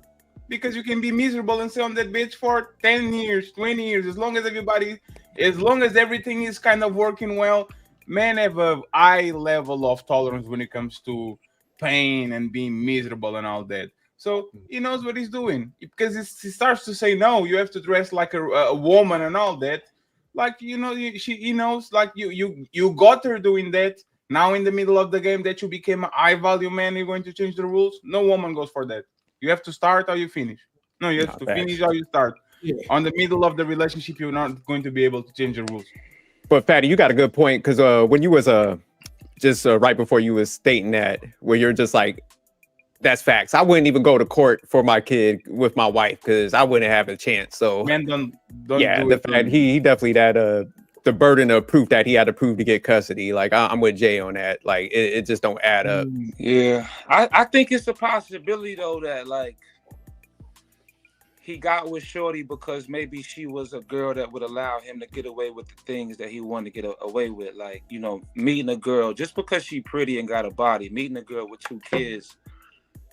A lot of dudes ain't really choosing to take her that serious like that. And so, you know, him being a guy who is 6'4", him being a guy who may be a high earner or a guy with a lot of potential. A lot of times a woman can invest in a man, whether it be time, finances, energy, if she see the potential there. And if his girl saw the potential early on, maybe she was just somebody who was willing to put up with the things or whatever. Because I do think he's settled, bro. Like, you 25, you got all this going.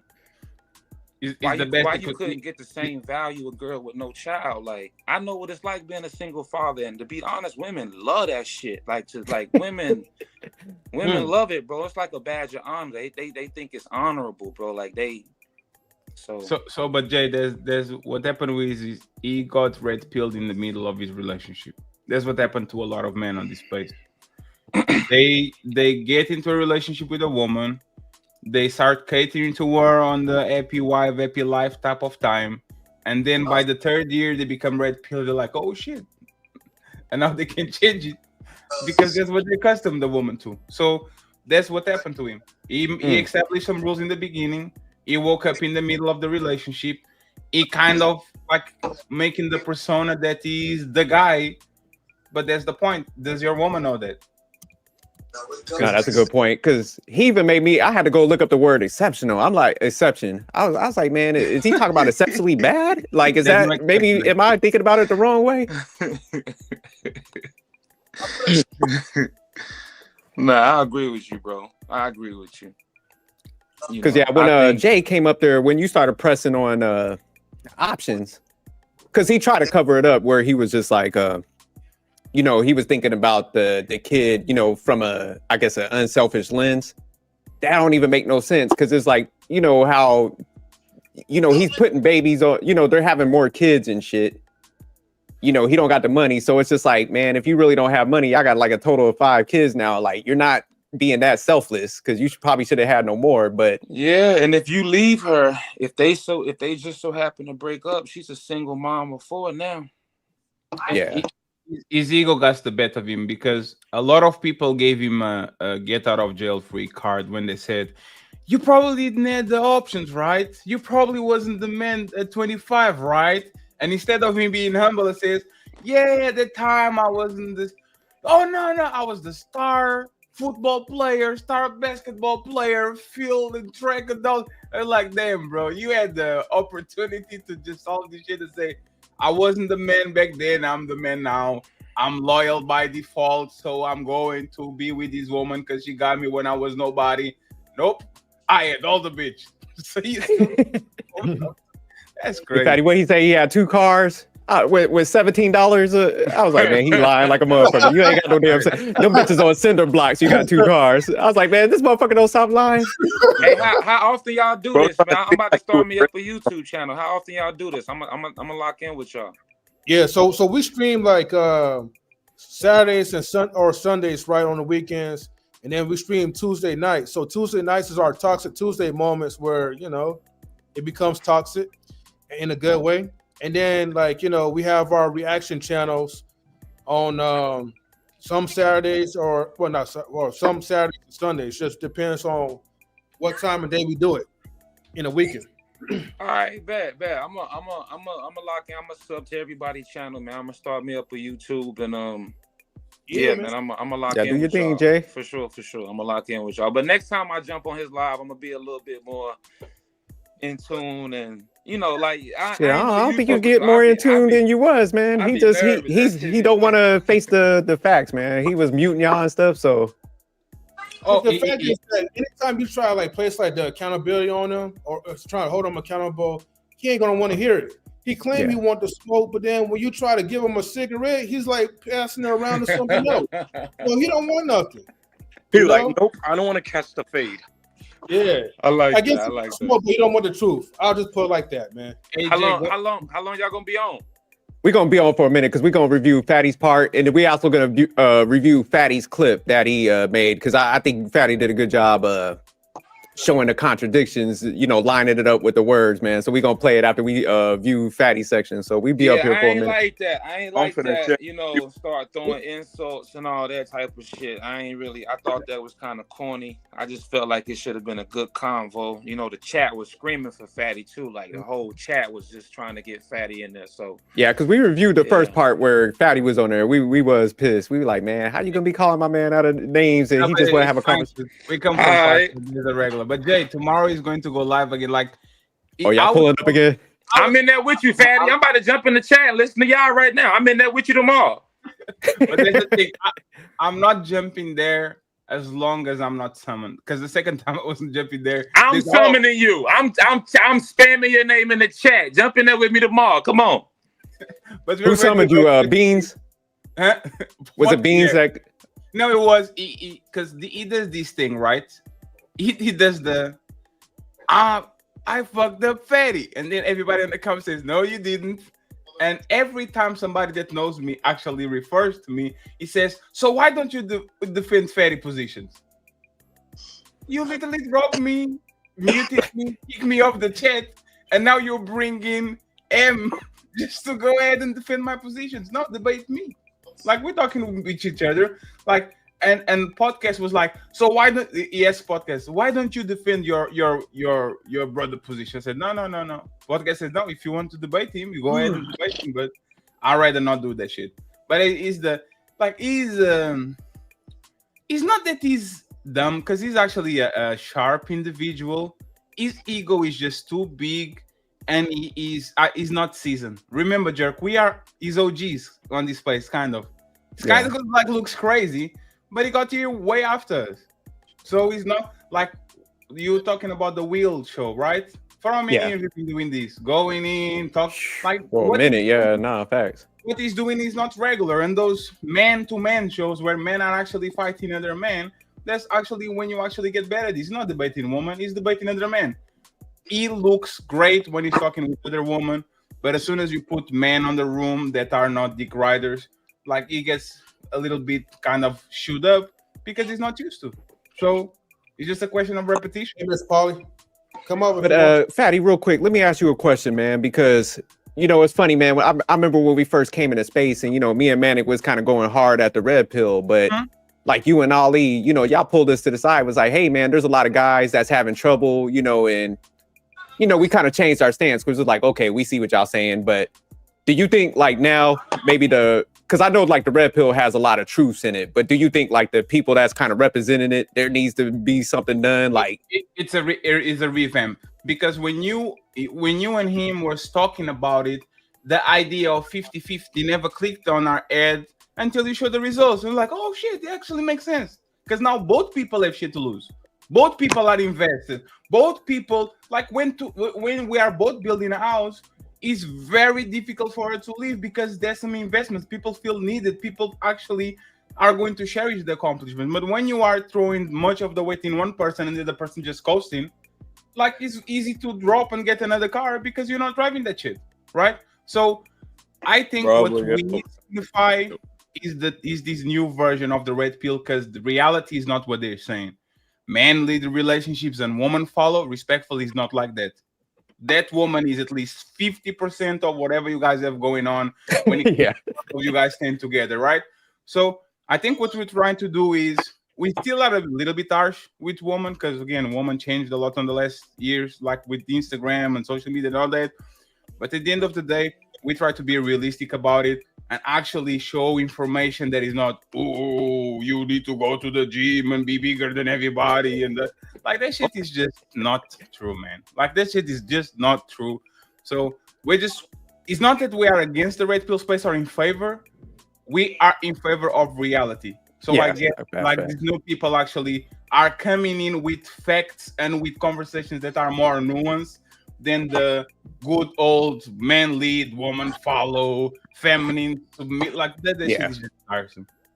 Nah, and that's why I always gave you credit, because I know like y'all was on our neck on it when we was coming out, but I was just like, nah, Fatty, see, you always give the realities of the whole picture, where like you said, they was kind of just surface level and it was like generic, and then at the end of the day, it's just like, hey man, everybody's gonna want a relationship, so absolutely, it's just like, man, y'all gonna go forward and do the shit that you ain't gonna say because you're gonna be so desperate. So yeah, that's the issue I have with getting a dope, competent wife and relegate her to dishwasher and shit. Go clean the dishes. Like if you get a competent woman next to you, she actually should be way more involved. It depends on the level of the woman that you get, and it depends on your level too.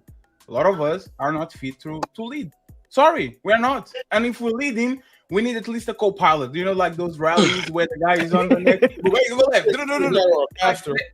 Yes, so it needs to be actually a customized approach, because you are going to say man lead, woman follow to a motherfucking slow motherfucker like some people on this space, and now he's beating his woman upside the head because you convince him that he should be leading a relationship when he's not competent at all. Like that shit, it needs to be adjusted to the reality, and the red pill, unfortunately, is full of things that are stuck in the past.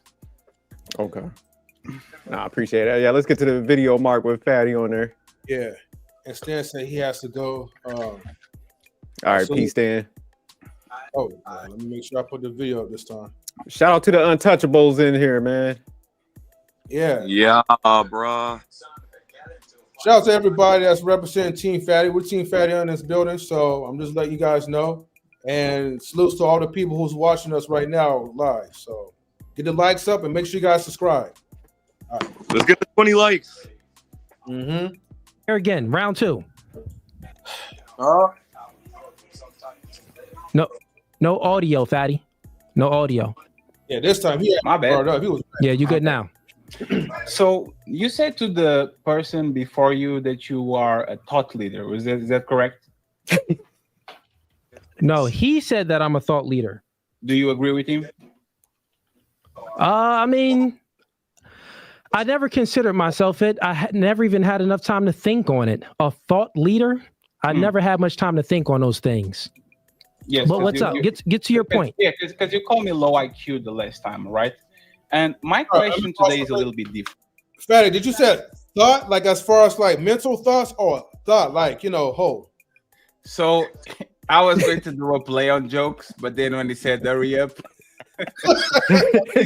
I was going to do a play on jokes with the thought leader, and I was going to do the segue from the thought behavior, right? Mm-hmm. But he said, I didn't call myself that. Move along. I said, I'm going to leave it alone. All right, let's go ahead and play the video. Right. How do you feel when you come on this podcast and you tell every single woman that they shouldn't sexualize themselves on the internet, and the top 10 posts that your wife has on her IG is showing her ass or her titties? Like another contradiction? Like, how do you... No, not at all. So what I tell women is when they're on a podcast, right? And they're asking, you got to get the full context. And when these women come on my podcast and they're like, I'm looking for this type of man, that type of man.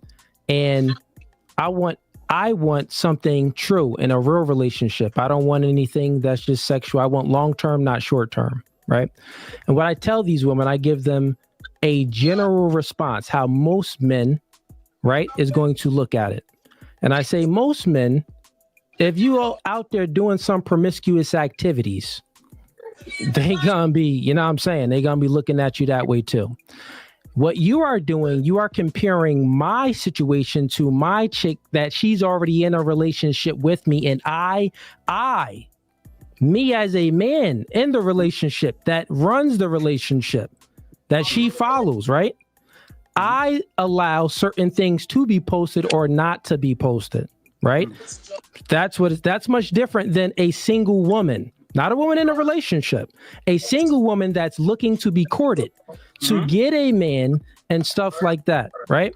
So that's two totally different things from a single woman, and you're trying to compare a woman that's in a relationship that a man allowed certain things in the relationship. Not only that, to make it a point further, right? Push the point further.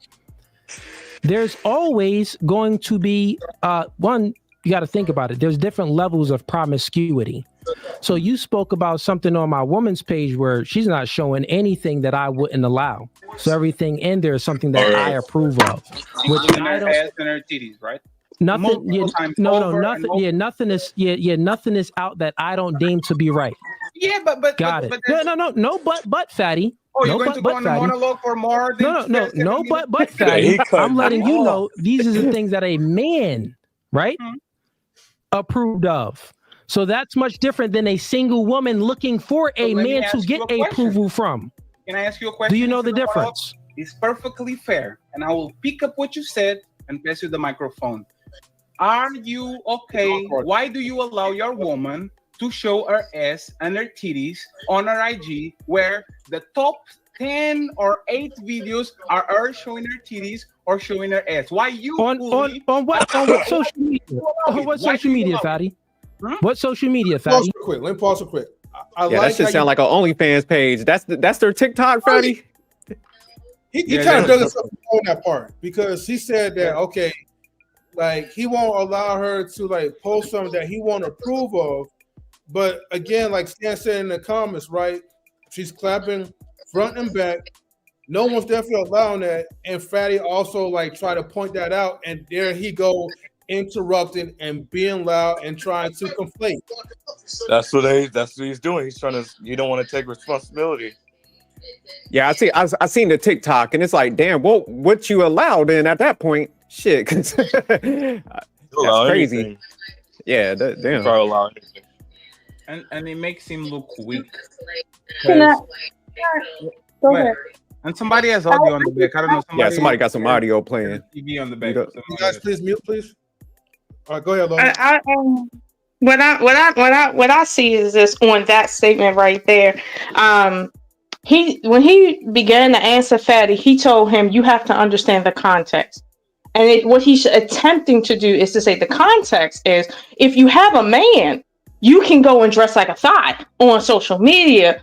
But if you don't have a man, the way you get him is to look conservative and then switch up on him if he allows you to look like a thot. And it's like in reality, and this is why I said I forgot the guy's name, why he didn't ask him what experience do he have with actual women that qualifies him to talk about these things, is because what he's doing is trying to Kevin Samuels the situation, but he don't have 50 years of dealing with women like Kevin Samuels. He hasn't seen different seasons of different women. He's been with one chick, seriously, like one grown woman, and he's been with one child for real, because he had his daughter prior to when he was around 20 years old or so. Like seriously. And this is why I'm looking at this, and it's not a good look for him personally, but at the same time, it's not a good look for anyone talking about single mothers, because he is undercutting the actual point that Fatty is trying to make. He's undercutting it by even opening his mouth to speak as if he knows anything about how to get a high quote unquote value man. You don't get a high quote unquote value man by pretending to be conservative only so that when you get, because the only woman that's doing that is women that want to do that. So when you get married, you can turn around and quote unquote get his permission so you can be what you really want to be. In reality, that's not how that goes down.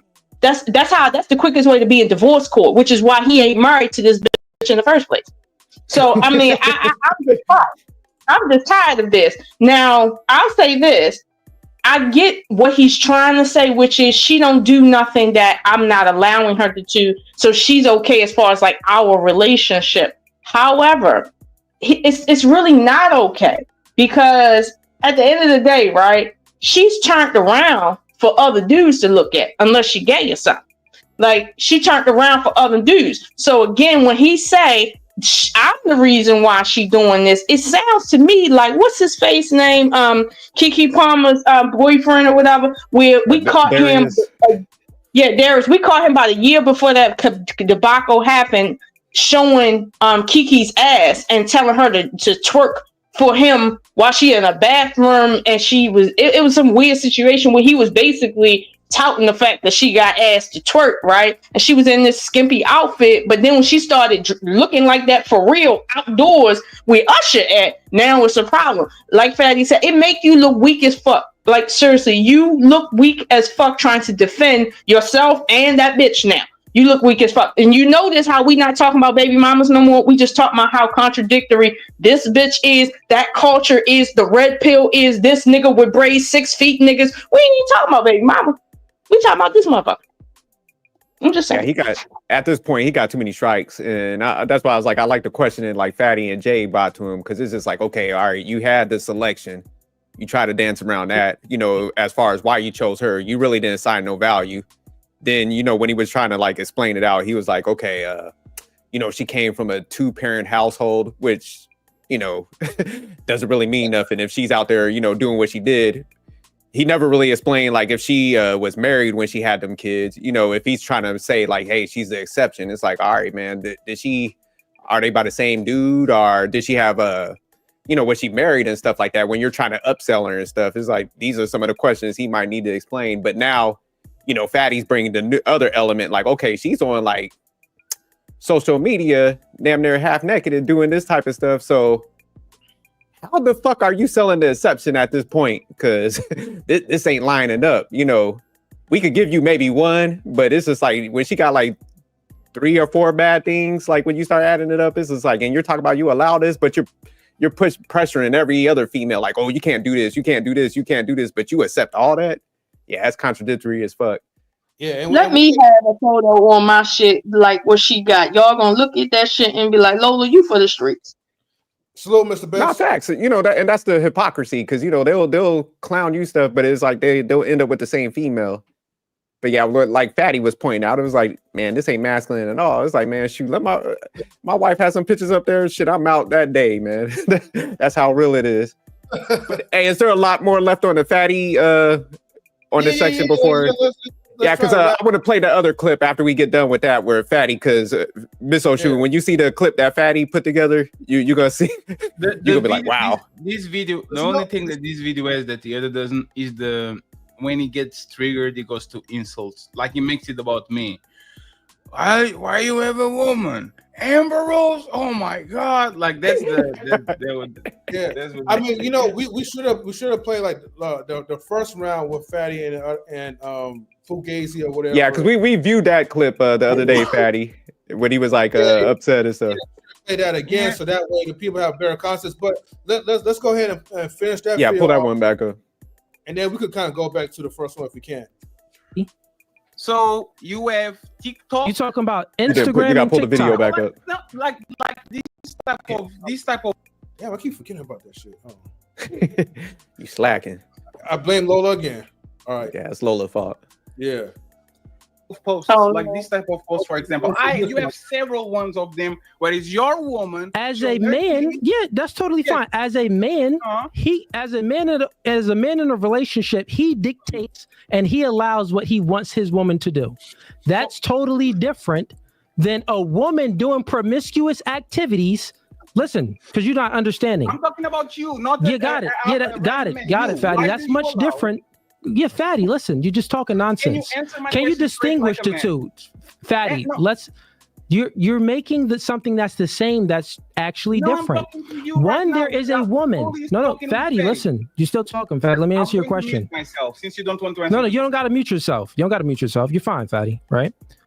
One, this is what you're doing. You're speaking about women that want to be courted, meaning that they're women that want to be courted by men. They want a long-term relationship from a man.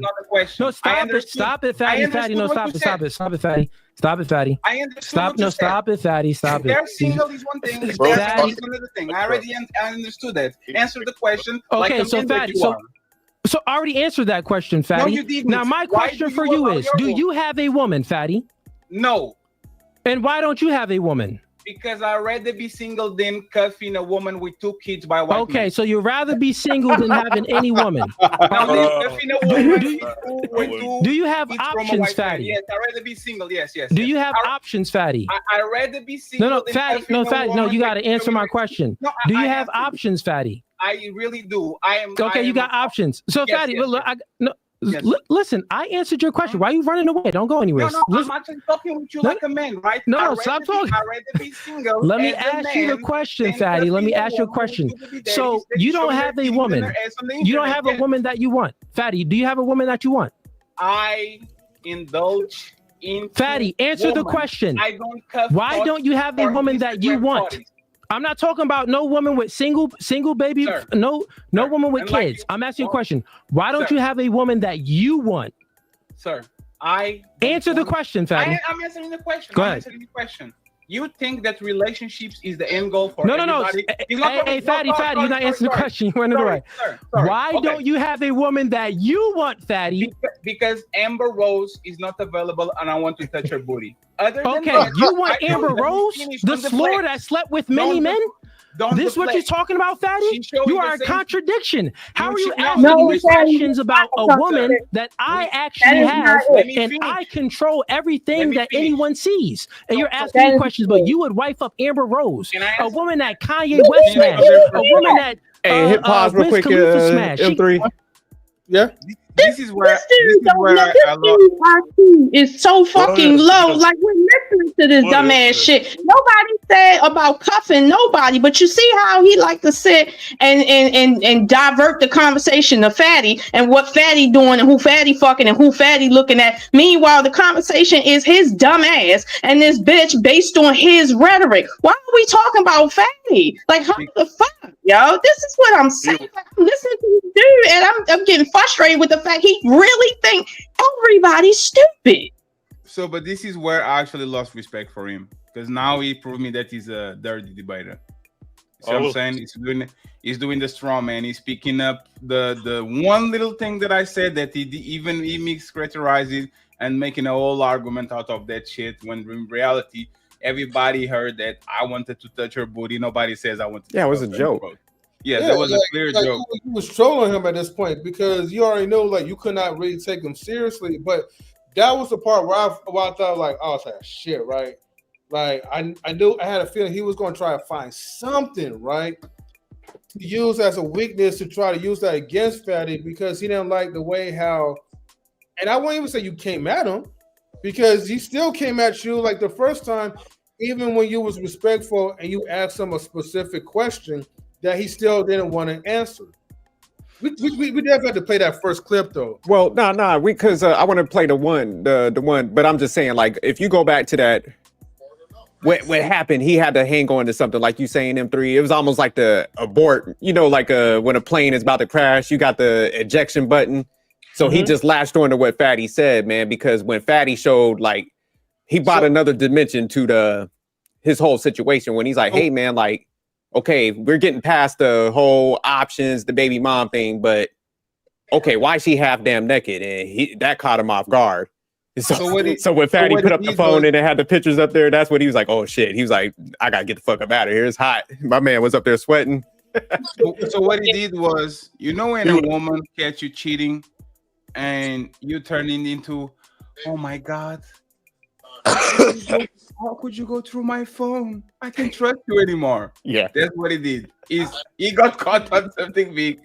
So he was trying to gaslight people into saying, Amber Rose, I can't believe you want to come from. Yeah. That's literally what it was. Like and again, the problem is his ego. If he said, hey man, you might be right. I might be being hypocritical right now. I mean to rethink this. True. Everybody will get off his neck. He's still making money. Men will be sympathetic because all of us are one blowjob away from the plantation and cuffing a woman with 1 or 2 kids. That's the reality for most of us. Kind of people that, man, it is what it is. But it's this ego. His ego is so big. He's so used now to be the man that now he's stuck on the WWE character that he created. Now he's Undertaker. He sleeps on a casket and he's a dead man, right? And you're not.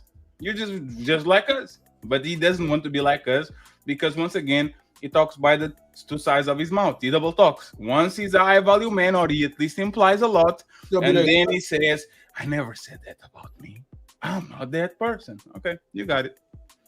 You think subject? Go ahead, Frosty. Go ahead. He also loved to change the subject as well, because every time when he would speak, then whenever Fatty tried to speak, he would try to talk over him and talk about a whole different subject to like get out of the conversation.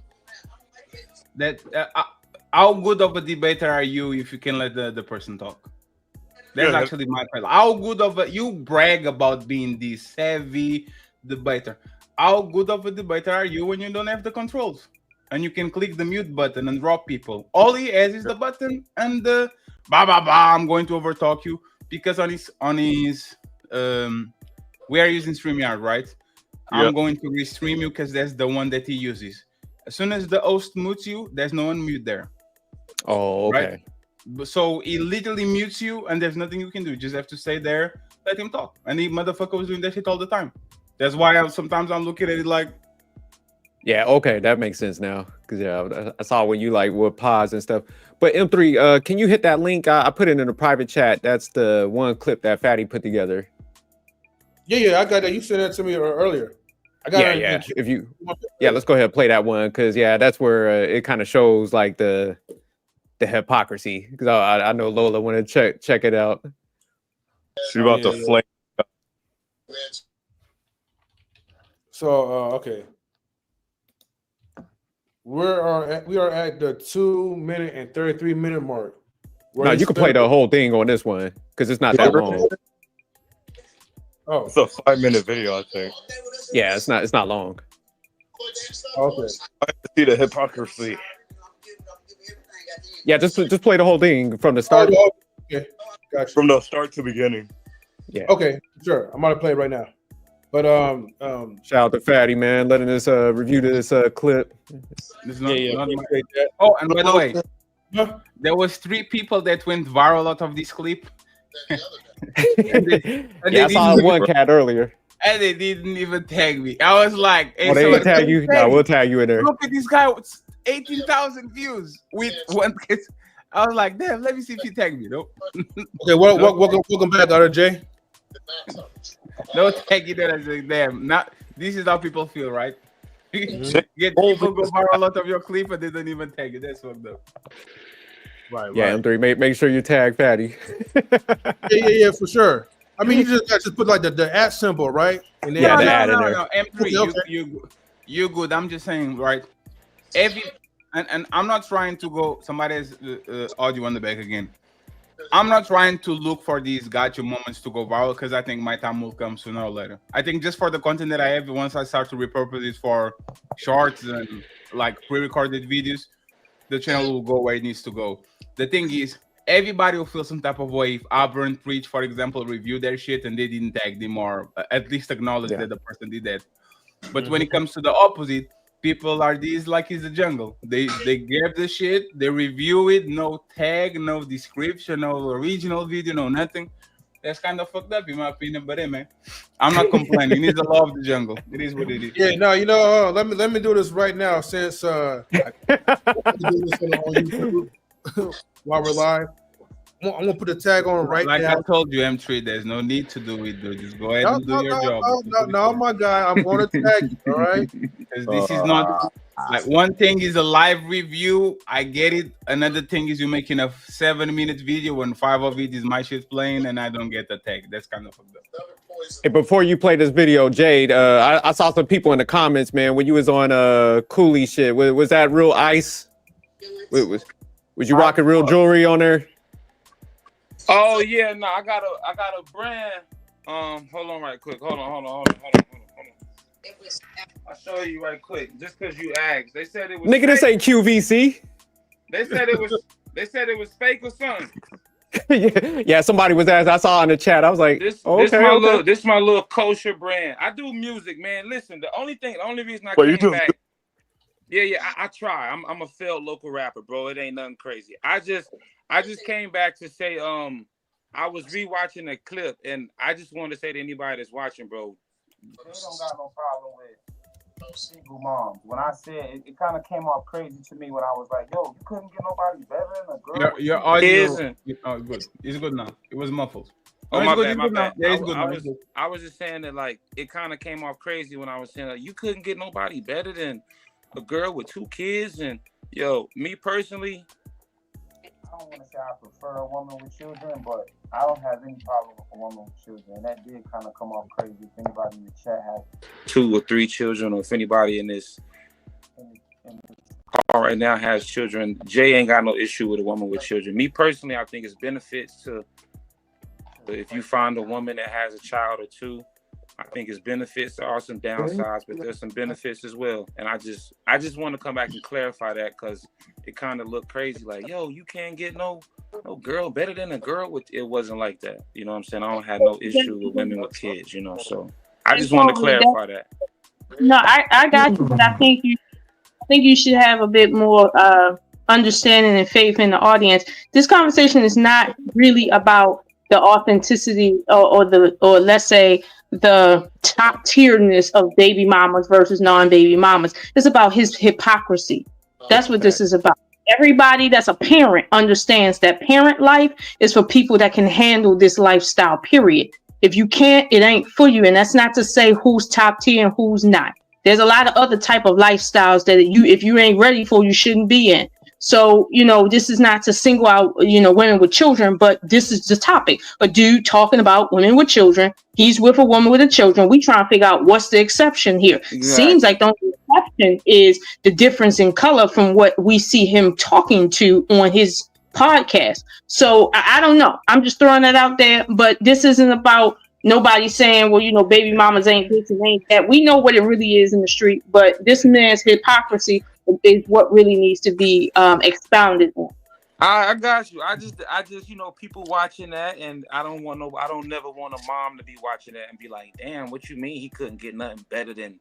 I mean, it's moms that, yeah. So I just, like I say, I just didn't want any woman to see that and take that offensively, the same way they take his content offensively. You know what I'm saying? So, because at the end of the day, hey, at my age, I ain't bumping into too many women that's single without kids anyway. Like, I'm just gonna keep it a bean. It's just it ain't happening. So, and if it is, I got a couple questions. You feel me? So, at this age, so I mean, and that's my only critique. I think dude should have did that, because he a cool, like he come off like a cool guy. He speaks well and all these things. Like, why didn't you just give niggas game on, yo, my nigga, this how you carry it as a single father. This how you carry it if you meet a chick with kids. This how you play it. This how you go about it. If you want to move this kind of, he could have been the first one in that space that says, listen, bro, if you meet a girl with kids, it's cool, but this how you got to play it. But he chose to go about it a different way. And yeah, but I don't got no problem with girls with kids. If y'all got kids, hey, keep doing y'all thing, keep being good moms. And I'm back to the chat. You feel me? Nah. Thanks for doing that, Jay. But one thing, you had a good point. I think if Cooley would have came out, like how you came up there, like, look, man, I have my situation. I was young. This happened, but if he would have came out there and been authentic like that, and like I said, humanized himself a little bit, he would have had no issue. But it was just like what Fatty was saying. He wanted to put himself in that top tier. Well, implied that he's up there. He has all these options. Baby mothers are recreational, this. So he boxed himself in. So now, like when he was on that last live, when Fatty was on there, he was just trying to put it out there like, oh, well, I did put like one video out there where I explained my situation. But it's like, okay, man, you put one video out there, but you have like 1,000 other ones, saying that they recreational, and you're not even giving them the game. Like you're talking about like, hey man, look, I have a baby mom. I had a kid. We grew with each other. She had this value and stuff. He was explaining it like that when he was talking to females. It was just flat out like, hey, you're recreational use only and stuff. That's OD though. Like, you ain't even got to go that far. You could just say, yo, I'm going to keep it 100. I've met a lot of women in my life. Some were moms and some weren't. I can't lie and say all the moms I met were bad women. I've met some good moms. And if you meet a good mom, this is how you go about it. Make sure this is your checklist. Check these things off first, baby, daddy. But he just kind of played it like, because there's guys out there that need that game. It's guys out there in his community, black men And he's a black man. Black men that need that game. That it's a lot of black men raising other men's children. There's nothing wrong with it, but they need game and guidance. It's like, why not take that route? There's nothing wrong with that. You already got a girl, so you shouldn't be out here trying to appease girls. You a cool guy, so you obviously you probably ain't worried about pleasing niggas the way you come off. Just do your thing and keep it real, bro. You could have gained. I'd have been a Hellified fan. I'd have been a Hella fan. Like he's just too good for his, like, respectful, right? He said like one thing that he was like a big red flag. It was, man, I have so much money, I don't need to work one day in my entire life again. Oh my God, are you sure about it? Bro, right after that, he said, I'm not a millionaire. Yeah, so if you like, you will give it $300,000 and you think that shit can carry you all your life without working or nothing. Oh my God! If you invest that shit in the S&P 500, that's what, $30,000. That's like, how much money do you have to really just go ahead and have that kind of money, that kind of life? Especially, it doesn't seem like he lives a minimalist lifestyle. Yes, a woman, and you know usually what comes with having a woman. He has kids, so he has to do extra. Like, what are you saying? And if you have all this security financially, why your woman twerking on the TikTok for likes and views? Shouldn't she be covered now at this point? Because there's no need for that shit. Like, it's just a lot of things that don't make sense as long as you don't think that he wants to protect himself as the man. And the man, that will be one thing a man would say. I don't have to work one more day in my life. Yes, you do, brother. Yeah. Yes, if you don't have 3 M's, 5 M's in the bank account, I don't know what is the type of investment that is going to make you retire just because. You need to be very, very, you have like 3 prop. Are you a landlord or something like that? Like, it's something that you want to tell us? Come on, man. My thing, like, whatever it is, like, why not give niggas the game? Like, whatever, bro. If you not a millionaire, you got enough money or good investments that's gonna last you for a lifetime, give niggas the game. If you a single father that earned custody by not proving that your baby mama was unfit, you met another woman and wifed her up, and now you become a 6-figure earning man, give niggas the game. Just keep it real. He would have never been in this situation had he kept it real. He would have been one of a kind. He'd have had women chasing him all over. He wouldn't have had to talk trash to women. He wouldn't have had to talk down and make women run off set and do. He wouldn't have to do none of that. He'd have been able to do conferences and go and travel the world and go to colleges and speak to young men, and it would have been crazy. I would have paid. This dude. No, he want that Myron Fresh and Fit type money. That's what he want. Yeah, that's a big bag though. Where is the OnlyFans link? Because that's and even with the OnlyFans, like he said all that, and then he said, but there's some kind of investment that I would have to do. So you didn't do it. You have to. Like, I don't know. Again, it's just people talking, and like Jay say, there's 2 routes for you to actually make a bunch of money on this space. Either you humble yourself, you show the people that you're just like them, and they send you money because they actually see themselves in you, or you put yourself on the pedestal, say you have a bunch of money, say you get all the hoes, say you get and everybody wants to be like you, so they actually go ahead and book a session with you. He went the second route, and now he's exposed that he actually is the fake it till you make it type of dude.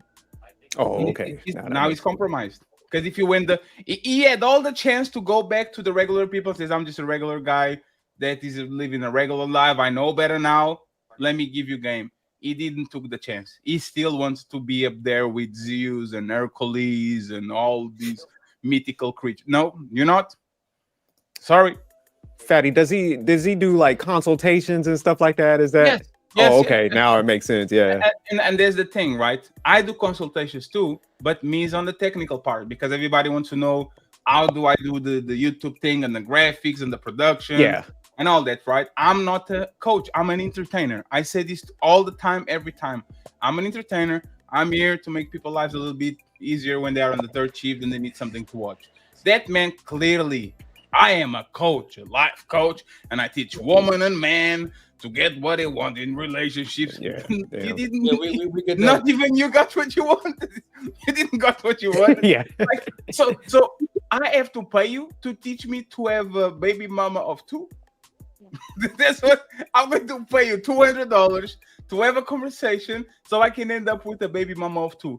No man needs game to pick up a baby mama of 2. Probably not be as better looking as he had, but there's a bunch of baby mama of 2 around that would love to have a man on their life that makes their life easier and help us pay off of the bills. I don't need a coach for that. Yeah, okay. Hey, on a side note, Fatty, what graphic arts like app do you use? Do you use Canva? Do you use Photoshop? Book a session.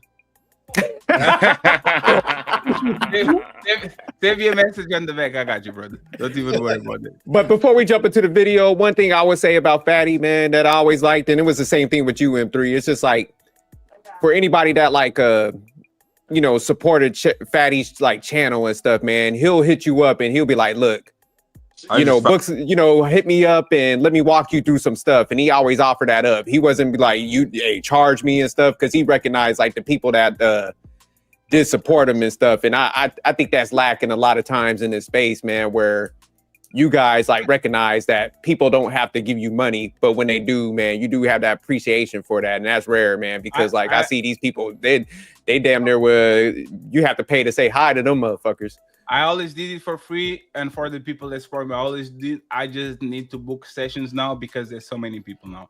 Like, oh yeah, nah, definitely make that money. It's just difficult. I don't have like 1 hour every day to just sit with you on the back and explain to you how you put things like this and like that. Yeah.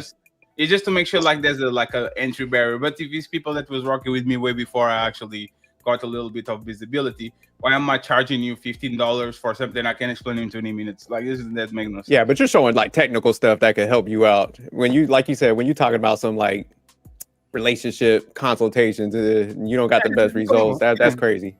Yeah, I'm not wasting my money for no relationship advice. Like, shit, I could look that up on all the other YouTube channels and stuff that we talk about. But yeah, let's go ahead. Let's jump in this video because yeah, it's a pretty good one. I know it's like 6 minutes. I see you up here. Thank you for tuning in.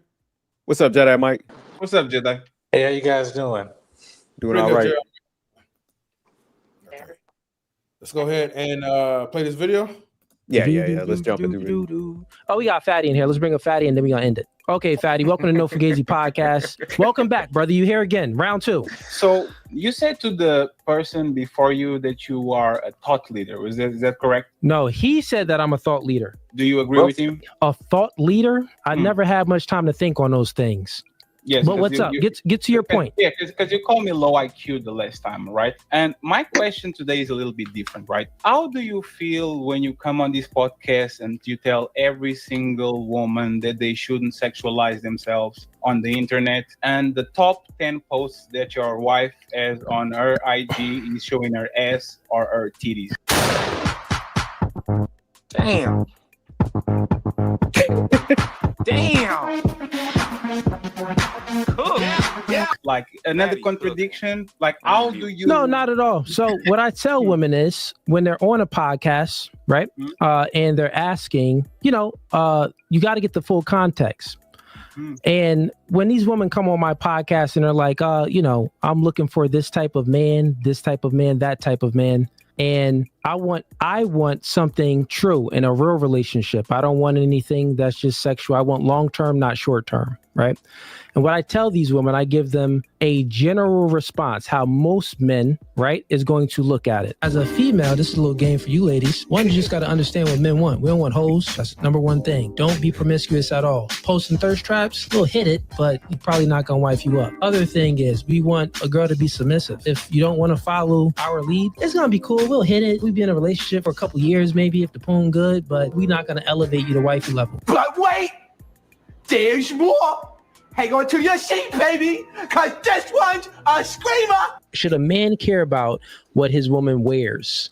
Oh, my Lord. No. Do y'all want that man to protect and provide for you? Hell yeah. For sure. Yes. All right. Part of the man protecting you is understanding that the world doesn't owe you understanding. True. Meaning that there are bad apples out there of men and women. So a man having a standard of a dress code for his woman when she's going out in public is part of him protecting you from yourself of things that you may not even be aware of. I would say that the man that has more standards for his woman loves her more. Of course. Right? Because the man that has less standards, think about it. Don't care. I can have two girls. The girl that I have more standards with, everyone knows I love her more. It's perfectly fair. And I will pick up what you said and pass you the microphone. Are you okay? Why do you allow your woman to show her ass and her titties on her IG where the top 10 or 8 videos are her showing her titties or showing her ass? Why you on what social media? What? Bro, what are you talking about, man? This type of posts, for example, you have several ones of them where it's your woman. As a man, yeah, that's totally fine. As a man, as a man in a relationship, he dictates and he allows what he wants his woman to do. I feel like an insecure man is when they have a problem with you posting yourself. I post myself not for other men, like for myself. If it's for you, you would take a picture and leave it on your phone. But you post that picture so the world can see. Generally speaking, men are the ones that approach women and women don't approach men. So you always posting all the time, that's you advertising yourself. It would be the same if that man is still courting women. He's still pitching himself at other females. You wouldn't like that, right? If your man was talking to another girl? Yeah. Okay, just like the man wouldn't want his girl posting thirst traps. Stop it, fatty. I understand. Stop it, fatty. Stop If it. they're single is one thing. If they're married is another thing. I understood that. Answer the question. Okay, like so fatty. So I already answered that question, fatty. No, you didn't. Now my question for you is: do you have a woman, fatty? No.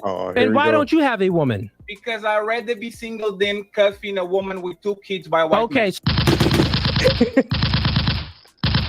Gotcha, bitch. You're disgusting, fatty. Come in here with some better tactics and some better debating skills. You washed, bro. You washed. I feel as though some men are mature and they know the reality of things and they know that sex sells and they'll accept you for you. So you said the word mature, right? So would you put mature if a man will accept a woman sexualizing herself? Because my argument is that mature is a wisdom, a wise person. So a wise person wouldn't choose a woman that's sexualizing herself because he knows that the probability is higher of infidelity in a relationship and stuff like that. So wouldn't you say that would be an immature person that would accept a woman that's sexualizing herself? Not necessarily, because what if he is the one promoting her? What if he's the one managing her and he's the one pushing her and it's for him? And it's for him money too? in his pockets. Oh, this nigga's you in know love. What that is. So that goddamn it. wouldn't be immature or mature. That's a pimp. P-I-M-P.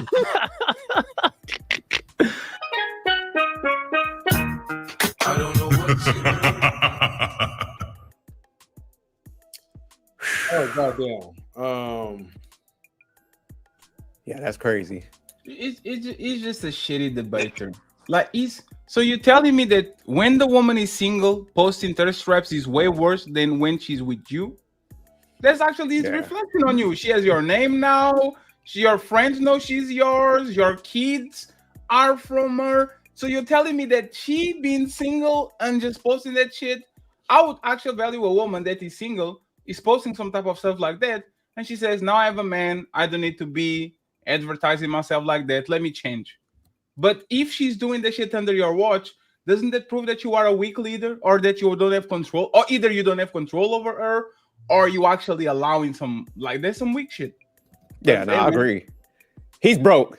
Nah, because oh, go ahead, Lola. I think he lied when he said I'm the one that made it okay essentially for her to put those pictures out there. I think like Donovan Sharp, who lied about being with that woman who was a single mother and lied about that child and who that child was, he's lying right there right now, because it's no way that we're seeing what Fatty is saying. Like, yo, are you really telling us that it's okay to do that in a relationship versus single? Like, sir, the more he talks, the worse the circumstance get.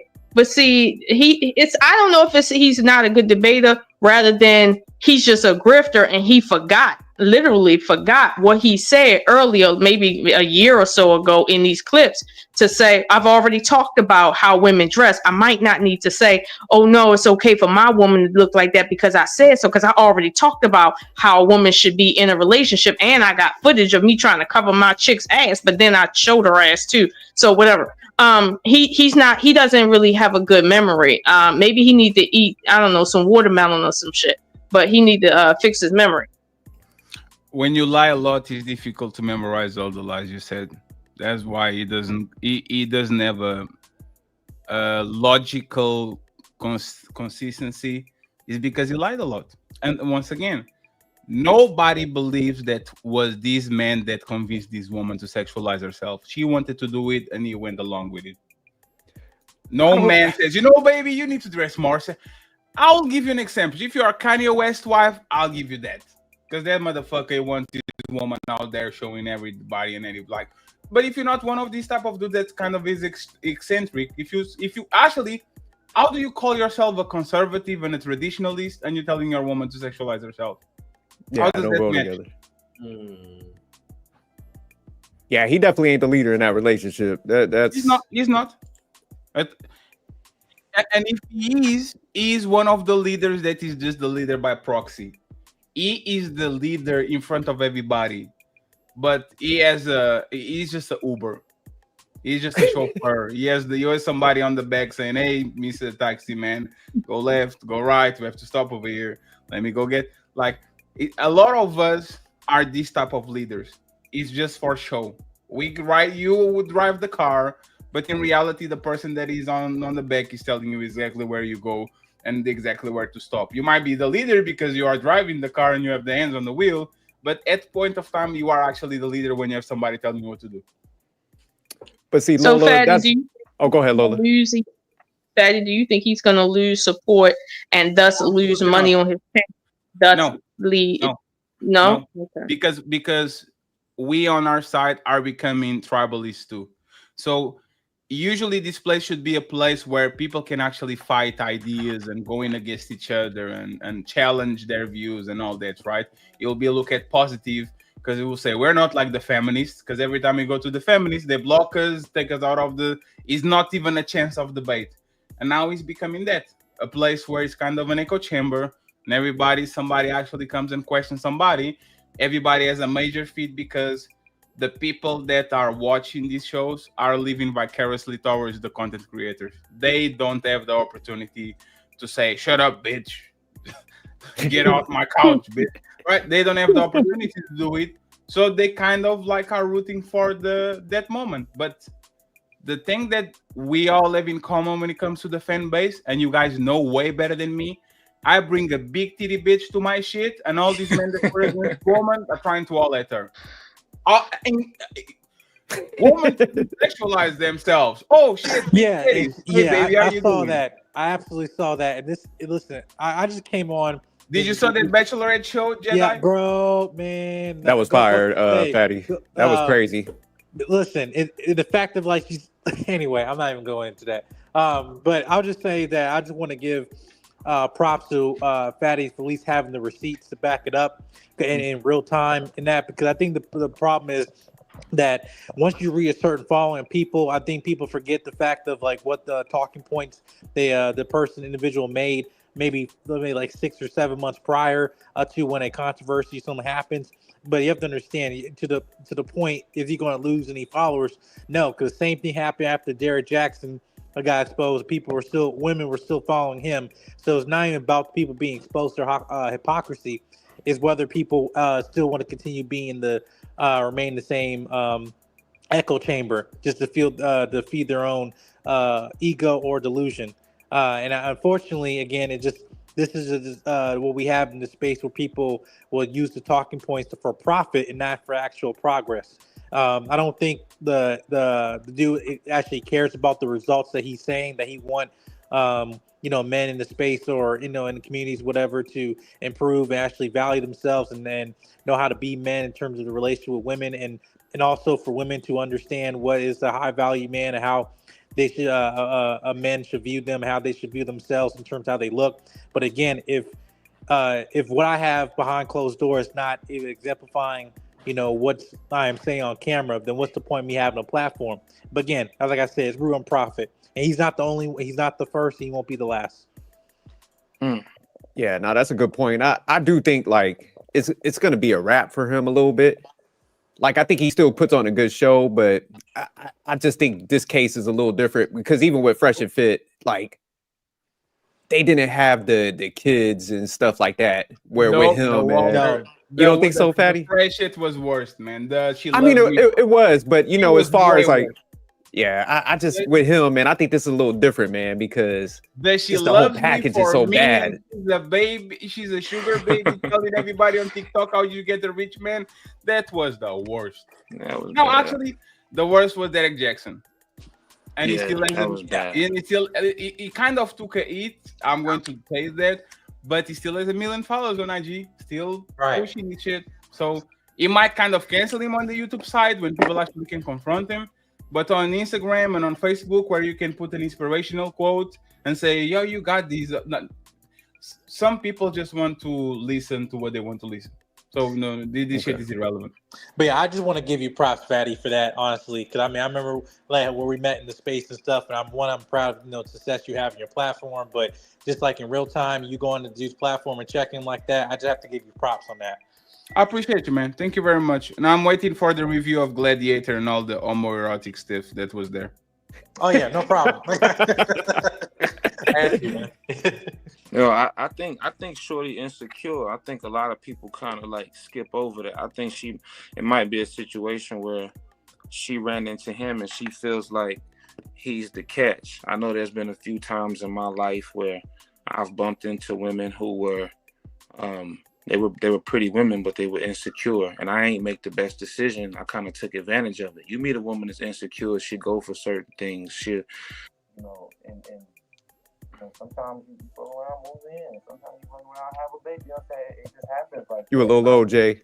Can you hear me? Yeah, we can hear you now. I was just saying, sometimes you meet a chick and she's a little insecure, and she go for certain things. I think dude is with a girl who just gonna go for whatever. That's what I think. I think she gonna go for whatever.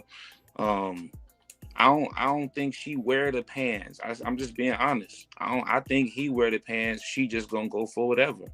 I think when he met her, he was the catch. She had 2 children, and she felt like that was probably the best she could do. But I also feel like he felt the same way. He just ain't gonna admit it. But I do feel like that. I think she's a little insecure one, man. Honestly, I think he's an insecure one. Looking at that video that Fatty posted, man, because a guy that got that secure and everything's clicking, man, you're not gonna be doing like I'm a sucker skits with your chick. Ain't no way in hell I'll have the stomach to be like, hey, let me be this like loser following you around because you got fat ass in these videos, man. Nah, she running that show. That's what I'm saying. I feel you. I've bumped into some insecure women in my day, and sometimes, man, you can just, hey, man, let's make some videos. Let's show your body. Let's do this, that, and the third. And I'm just trying to. And to be honest, a lot of times, bro, I try to put my foot in the other shoe as well. I try to put myself in his shoes and say, hey, man, like, maybe this is how it's going. Maybe that's how it's going, because, the way he talked, either he just 100% a liar or he living some of what he talking about. I don't think he got everything what he talking about from Fresh and Fit. He got to be living a little bit of it. You got to be somewhat of, I do think that. That nigga is guessing his way through, and he ain't even guessing 50%. Okay, listen. I gotta run, but this nigga is talking to you. All right, Lola. Hey, Lola, make sure you fly out to California next time, man, so you can come visit me. Oh my God! I said I was gonna come to California last summer, but I didn't get it. I didn't end up doing it, but I will. All right, man. Have a great trip, Lola. Safe trip. I would fly to Baltimore. Dangerous though, you know what I mean? No, don't listen. Don't land out here. No. Go ahead, catch your flight, Lola. All right, let me go ahead and get to the video. All right. All right, where were we? Oh, okay. The last one is when O'Shea like dropped a video, like what was it, like a couple of hours ago? We're gonna play that shit because that shit was funny though. Oh, you gonna play the part with he was talking about the fighting on her, yeah. But we can start closing out after we play this segment. Yeah, that was the. We'll go for this one. O'Shea hilarious. Yeah, O'Shea shit. I told you he dropping a movie on people. He's hilarious, bro. All right. Okay. Hold on. What is she saying? Okay. All right. Never mind. Let me go ahead and play this up. Fair use, man. Chill, because I see him back there. Oh wait, shit. Hold on. Okay, make sure I got this right. Screaming at Germ looked as well. And then seconds after that, I'm like, all right, what the freak is going on? He about to smack dude in the back. So I'm telling my bro to chill. Literally saving Jeremy's brother's life. Now, this was all shout out to Courtney and Mr. Let Go's video. You can check their video out. So he's trying to say, oh, my brother was about to fight some other people's brothers. So he wasn't even worried about me. And it's like, bro, like, are you serious? We saw your brother come towards you. You're acting like your brother's about to fight somebody else. And you think that everybody is stupid.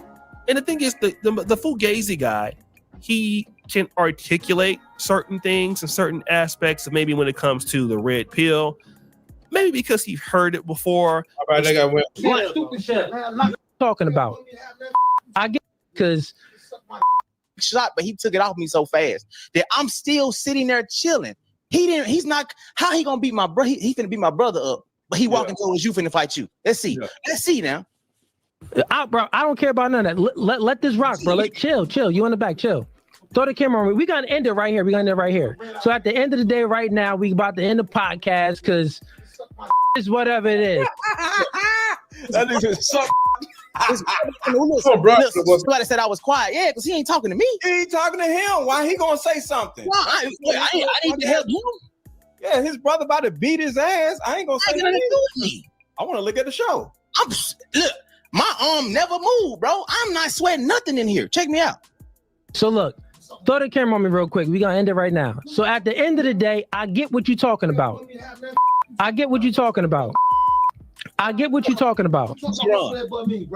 What's way above me? Chill, dog. Stupid shit. What are you doing, Cootie cat? What you doing? Now, as you could have saw from that, his brother comes up to him directly and says, what you mean it's above me? Something like that. Who you talking to? Okay. Now, the other guy is sitting next over there by Mr. Cooley. He's not worried because the guy is worried about him. Mr. Fugazee got up and ran. Okay. Now, watch how Mr. Fugazee comes on and lies about it the next day. Okay. Now y'all see me in the back and I'm like, yo, Cliff is Hef. That's my bro. I'm like, yo, chill. I don't care what you're talking about, bro. Chill. Because I see him back there screaming at Germ looked as well. And then seconds after that, I'm like, all right, what the freak is going on? He about to smack dude in the back. So I'm telling my bro to chill. Literally saving Jeremy's brother's life. Now, this was all shout out to Courtney and Mr. Let Go's video. You can check their video out. So he's trying to say, oh, my brother was about to fight some other people's brothers. So he wasn't even worried about me. And it's like, bro, like, are you serious? We saw your brother come towards you. You're acting like your brother's about to fight somebody else. And you think that everybody is stupid. And the thing is, the Fugazee guy, he can articulate certain things and certain aspects of maybe when it comes to the red pill, maybe because he heard it before and stuff like that. So he is articulate and he can basically convey messages very well. But he's not a bright guy. Putting things all together in like one synthesis of how things really truly work, he has a hard time doing that. And he thinks that everybody is dumb. And he feels like he has some kind of intellectual advantage, which clearly he does not. Because if he had an intellectual advantage, he would know eventually that his couples channel with his white wife or white girlfriend is in a complete contradiction to the No Fugazee podcast. And somehow people would study the information on both of those things and it will make sure that those things don't add up. All right. Now, let me just say something about myself. I have another complete platform called Ken Ganda, right? But that's based on the pro-black community or something like that. All right. Nah, that's crazy, man. Yeah, that's what I was saying in the beginning. You know, when you know, he kind of, you know, put that information out about Mr. Let Go and stuff. That's why I was just like, man, typically if you want to fight somebody, man, you ain't gonna go up and just like ask them if they want to fight. But it's just like, I feel like if you guys like chop it up as men, you know, you don't need to be talking about the situation, period. You know, let it go. But yeah, I think he just puts on the persona, man. It's just like almost like he's just trying to morph into like a somewhat of a thug or something. And then he morphed into the red pill shit. So he's just, you know, he's faking a lot instead of just being himself. You see, because, you know, he's very articulate, man. Smart guy, man. Look like he lift weights in good shape. So it's just like, man, you got a lot to talk about that you have some successes. This is like, man, you ain't got to play the image stuff. You know, especially when you start hitting your 30s. It's like, man, you can let that stuff go, you know? Yeah, I don't know. I want to say like a thug type of image or whatever, or a thug type of attitude, but it's just like one of those like internet keyboard warriors or internet gangsters or whatever, that when you create this false like persona, you know, about yourself, it's like you want the world to know that you're perfect in every way. So you want the world to know that, hey, I'm no pushover. You know, I got everything. Everything was aligned perfectly. I got the perfect girlfriend or so-called spiritual wife, or however you want to call it. And, you know, since I'm tall and black, you know, I was blessed with a good genetics. So I have no flaws within me. And I think that's what he keeps trying to push. But unfortunately, the more he keeps trying to push it, the more he's gonna keep getting exposed. Salutes to Mr. Ferg.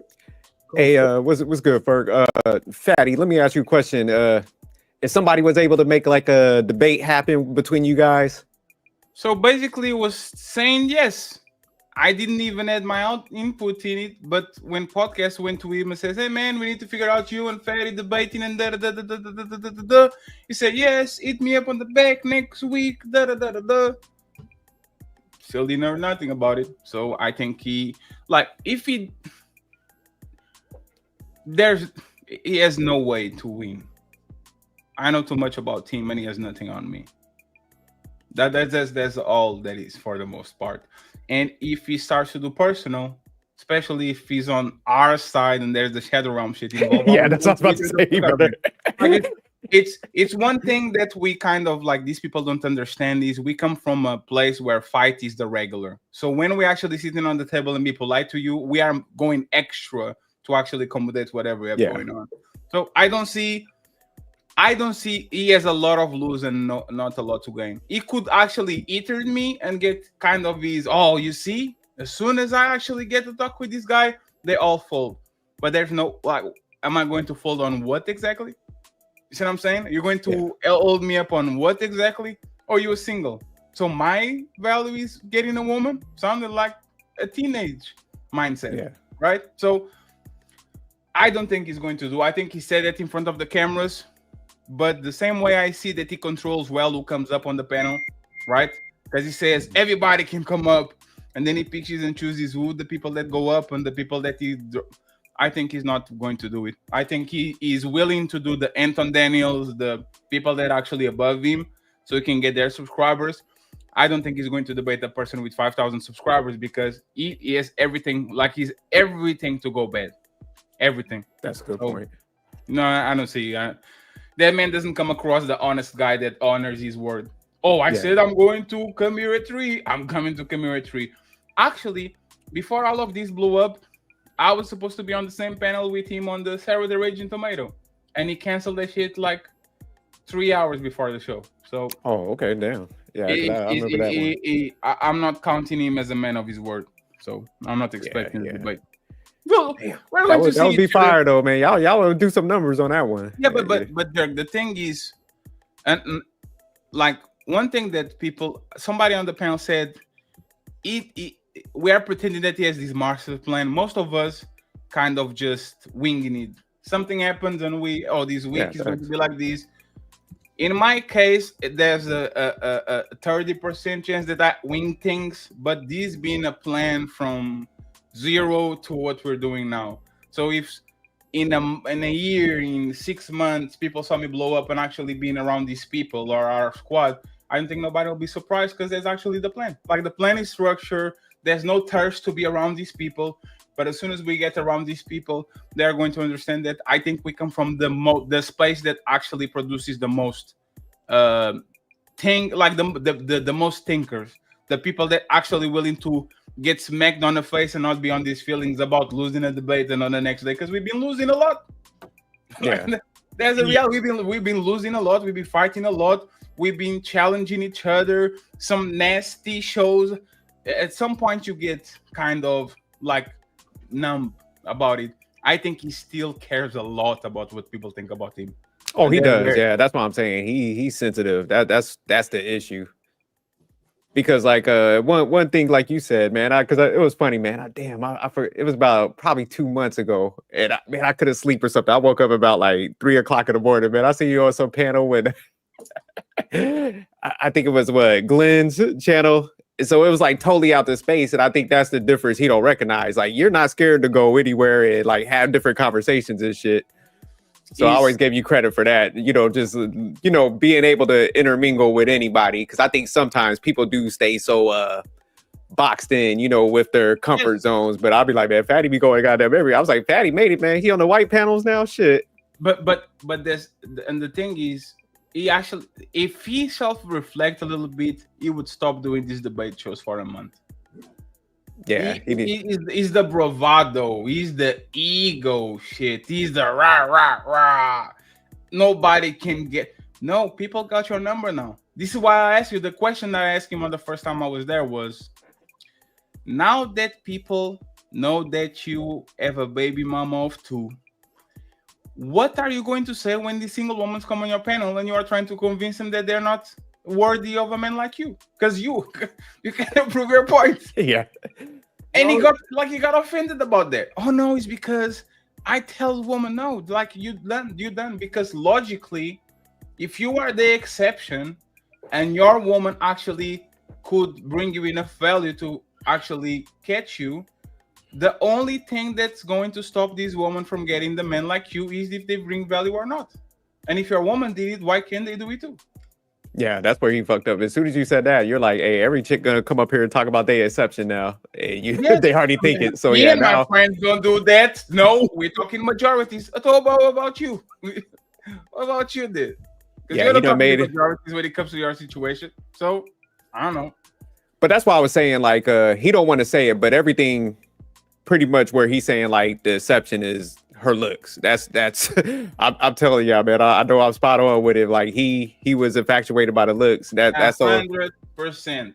And that's why it's not the exception, because that's literally the difference between me and I don't want no baby mama for maybe I'll consider it if she's good looking, if she looks good enough. Now I'm gonna start to buy lollipops for the motherfucker, take him to Disneyland. Hey man, let's play 2K with each other. Like, come on, man. We know this shit. We know the game. No doubt. But all right, man, we go ahead. We start closing it out, man. Fatty, man, appreciate you pulling up, man. And I got to get my schedule together, but I definitely will start pulling up on your shows and stuff, man. You're doing great things over there, man. Keep doing the hard work, man. I appreciate you, man. I'm sorry. I just don't invite you enough because off of my shows, like I said, I'm an entertainer. I'm trying to take this more seriously and more professionally, kind of building a studio, doing a bunch of things to actually go pro to the B leagues. Then I can have more people like y'all. But for the most part, I wake up every day and decide what is fun for me, for my team, and for the people that watch me. So I'm not going to pretend I'm here to try to have serious conversations all the time and to try to solve the problems of the I like the mixture you do, man. I think that's why I think it, man, you got enough entertainment, man, and I like the direction you're going, man, because you got to have fun, man, shit. So I like your style, man. I think you got a good mixture of everything. So, and I appreciate you, Manic, for always supporting us. Seems like the Black House days and all that. I tell these, don't forget. People that believe in us when we were nobody will get extremely rewards when we get up there, and we're all going to get up there. and I appreciate y'all because same way you support us, I have to give you flowers because you guys were there first and you are supporting for absolutely no reason, apparently. So I'm not going to forget that. I truly appreciate it. Nah, okay? I appreciate that, man. Thanks. Yeah, nah, we still rocking with that. But yeah, man, you need to build out a network, man. Shoot, we'll come over there and do some shows and stuff if you allow it. Once you get everything situated, man. Because yeah, I think you gonna blow up, man. Don't forget us little people, fatty. No, it's not. I'm trying to get a little people to. I would start getting to the gym. I'm going to be slimy in a couple of days. So not a couple of days. They give me a few months. I'm trying my best, man. But I appreciate you, M3. Salute to you, brother. Thank you very much. You as well, man. Thank you for coming up. Appreciate All right, you, Patty. Thanks again, man. Okay, I appreciate you, fellas. All right. Later. Nah, that was a great show, man. Shout out to everybody for pulling up and stuff. Feminine Melanin University was good. Ronnie, Coach Ferg, man. The Untouchables came through. Yeah, and then the seasoned vets like Great Pill Podcast. Yeah, great pill. That's the homie. Yeah, definitely. Oh yeah, we gotta give Great Pill a little bit of pushback for Cooley being from Jersey. Great Pill, you gotta take the hit on that. Great Pill from Jersey, so Great Pill, man, you gotta have to answer on that one. Damn, no wonder. Okay, that makes sense now, man. Damn. Hey, yeah, Great Pill. I don't know, man. Like, I don't know what you gotta say about that, man. I didn't even see Gas Mask. What's good, Gas Mask? Yeah, everybody came through, man. But so overall, do you think like Cooley you personally, do you think he could bounce back from this? Do you think it's a rap, or you think people just don't care? They just still gonna go and support? Man, look, by the end of the day, look, this is the black community, right? We're always been taught by you went there. Yeah. So I'll give it look, because of all this stuff is still fresh and people are still cooking him. Instead of me giving him up, I'll give about like maybe 2 months. I'll give at least 2 months, right? Damn, 2 months. And it's gonna fizzle out a little bit. But people are gonna come, they're gonna still support him, they're gonna still embrace him somehow. But the thing is, like, he has to like really like let go of this pride and stop lying to folks. So I think once he kind of like breaks out of that and actually be a little bit more honest and not honest, just be more transparent about your love life, okay, with your spiritual wife or girlfriend that you want to talk spiritual, about. Huh? Yeah, you know what I mean? Great, so I get a lot of hits from another podcast I made. Okay, but yeah, other than that, he'll be fine, man. Like, this is not the end of his career. Okay, nobody's ending him. All right, he'll be fine, but he needs to be transparent first. The sooner he lets go of this delusion that he has that he is the exception, okay, because he's exceptionally bad right now. Okay, yeah, shit. If he's the exception, it's in the negative territory. But I mean, it's like everybody has a starting point, man. That's why I don't understand why he just, he could have been a little more calm. Because it's like, man, you could have been in the red pill space, but he didn't have to go to the extreme. And it's just like, hey, man, I have an understanding. It's like when you do stuff early, it's going to impact your life a little bit differently. So he just could have, I think he should have took that lane and he could have humanized it. It's like, look, man, I leveled up, I did this, and that's your story. But it's just like, he kind of wanted to have the imagery of like, I made no mistakes and, I got all this success and stuff. And I think that was the issue where it's just like, he had a good story anyways. Cause I mean, for him to come on the internet and, kind of build up a platform like that, I mean, that was impressive by itself. So it's just like he didn't have to be unauthentic with a lot of stuff. And it's like, I know he put out the one video where he was explaining stuff, but it was just like, man, if you have one video and you got 2,000 videos like undercutting that one video, you might as well just like deleted that shit from your page then. And because I think that was the issue. Yeah, I see what you're talking about though. Yeah. Well, look, overall, man, besides of all like, like the trolling and things like that and grill on his ass, like, nevertheless, hey, I still wish him the best. You know, he still's a brother, but at the same time, yeah, man, we need to kind of get, and I'm just speaking in general at this point, right? I think we need to get more men, right, that can actually serve a purpose, like for our community. You know what I mean? Like, we don't need like another like red pillar or manosphere type of guy dividing the relationship dynamics between, especially between like the black men and black woman. We already go through like a lot of stuff already, and I feel like we need to have relationship podcasts, right, where it helps bridge the gaps together. Still speak on like the issues, Yeah. but have more solutions as opposed to just blindly saying, don't fuck with these like baby mamas because they're this, and that, while you're still messing with a white baby mama and then getting her pregnant and adding more kids into your family roster. So, well, I like what you're saying. I think we just gotta have more conversations where it's just like, man, it ain't gotta be all the disrespect. Because it's just like, man, if you don't do something, you don't do it. So that's fine, man. You know, everybody should have preferences and shit. But it's just like you said, it's like, man, if we have a conversation with people, like, you know, we like I said, we did with Will and them. It's just like, hey, man, we'll get on the panel. And, you know, a lot of females, they were just actually intrigued, you know, with just like hearing from men that had their shit together. So, you know, we'll be talking and be like, hey, man, am I doomed and stuff? I'm like, nah, if you know, are respectful, you got a good, you're pleasant to be around. And, you know, like I said, like, because the one lady, she was asking her, she was just like, hey, man, I got kids and stuff, you know, am I doomed? I was like, nah, if you like I said, you're pleasant, you know, you make sure your kids are disciplined and stuff, and they understand like the dynamic with the new guy and stuff. I was like, man, you know, you can find somebody that, you know, align with you, but you just can't have all these crazy preferences. Like, you know, he's got to do this, you know, he's got to pay for everything, you know, and all that type of stuff. It's like, man, you just got to kind of change your expectations and stuff. So that's the type of stuff we should be saving. Like, hey, it is going to be a little rougher, so we got to be honest, but it's just like, you know, as far as like the extremes that they're taking, and like you said, they're not even following the stuff that they're saying. It's just like, nah, we do got to change the conversation. No, real talk though. So, but before we cut out, I do want to tell everybody that's remaining, man, check out the Manic Sophistication channel. I'm gonna be dropping a video. I'm going at your boy Alpha Male Strategies. He said some fraudulent stuff, so he gonna get some smoke. So I'm gonna probably drop it as soon as we get yeah, definitely you know, support. Make sure you guys subscribe to their channels, man. You know, we all be doing like, you know, pretty good work.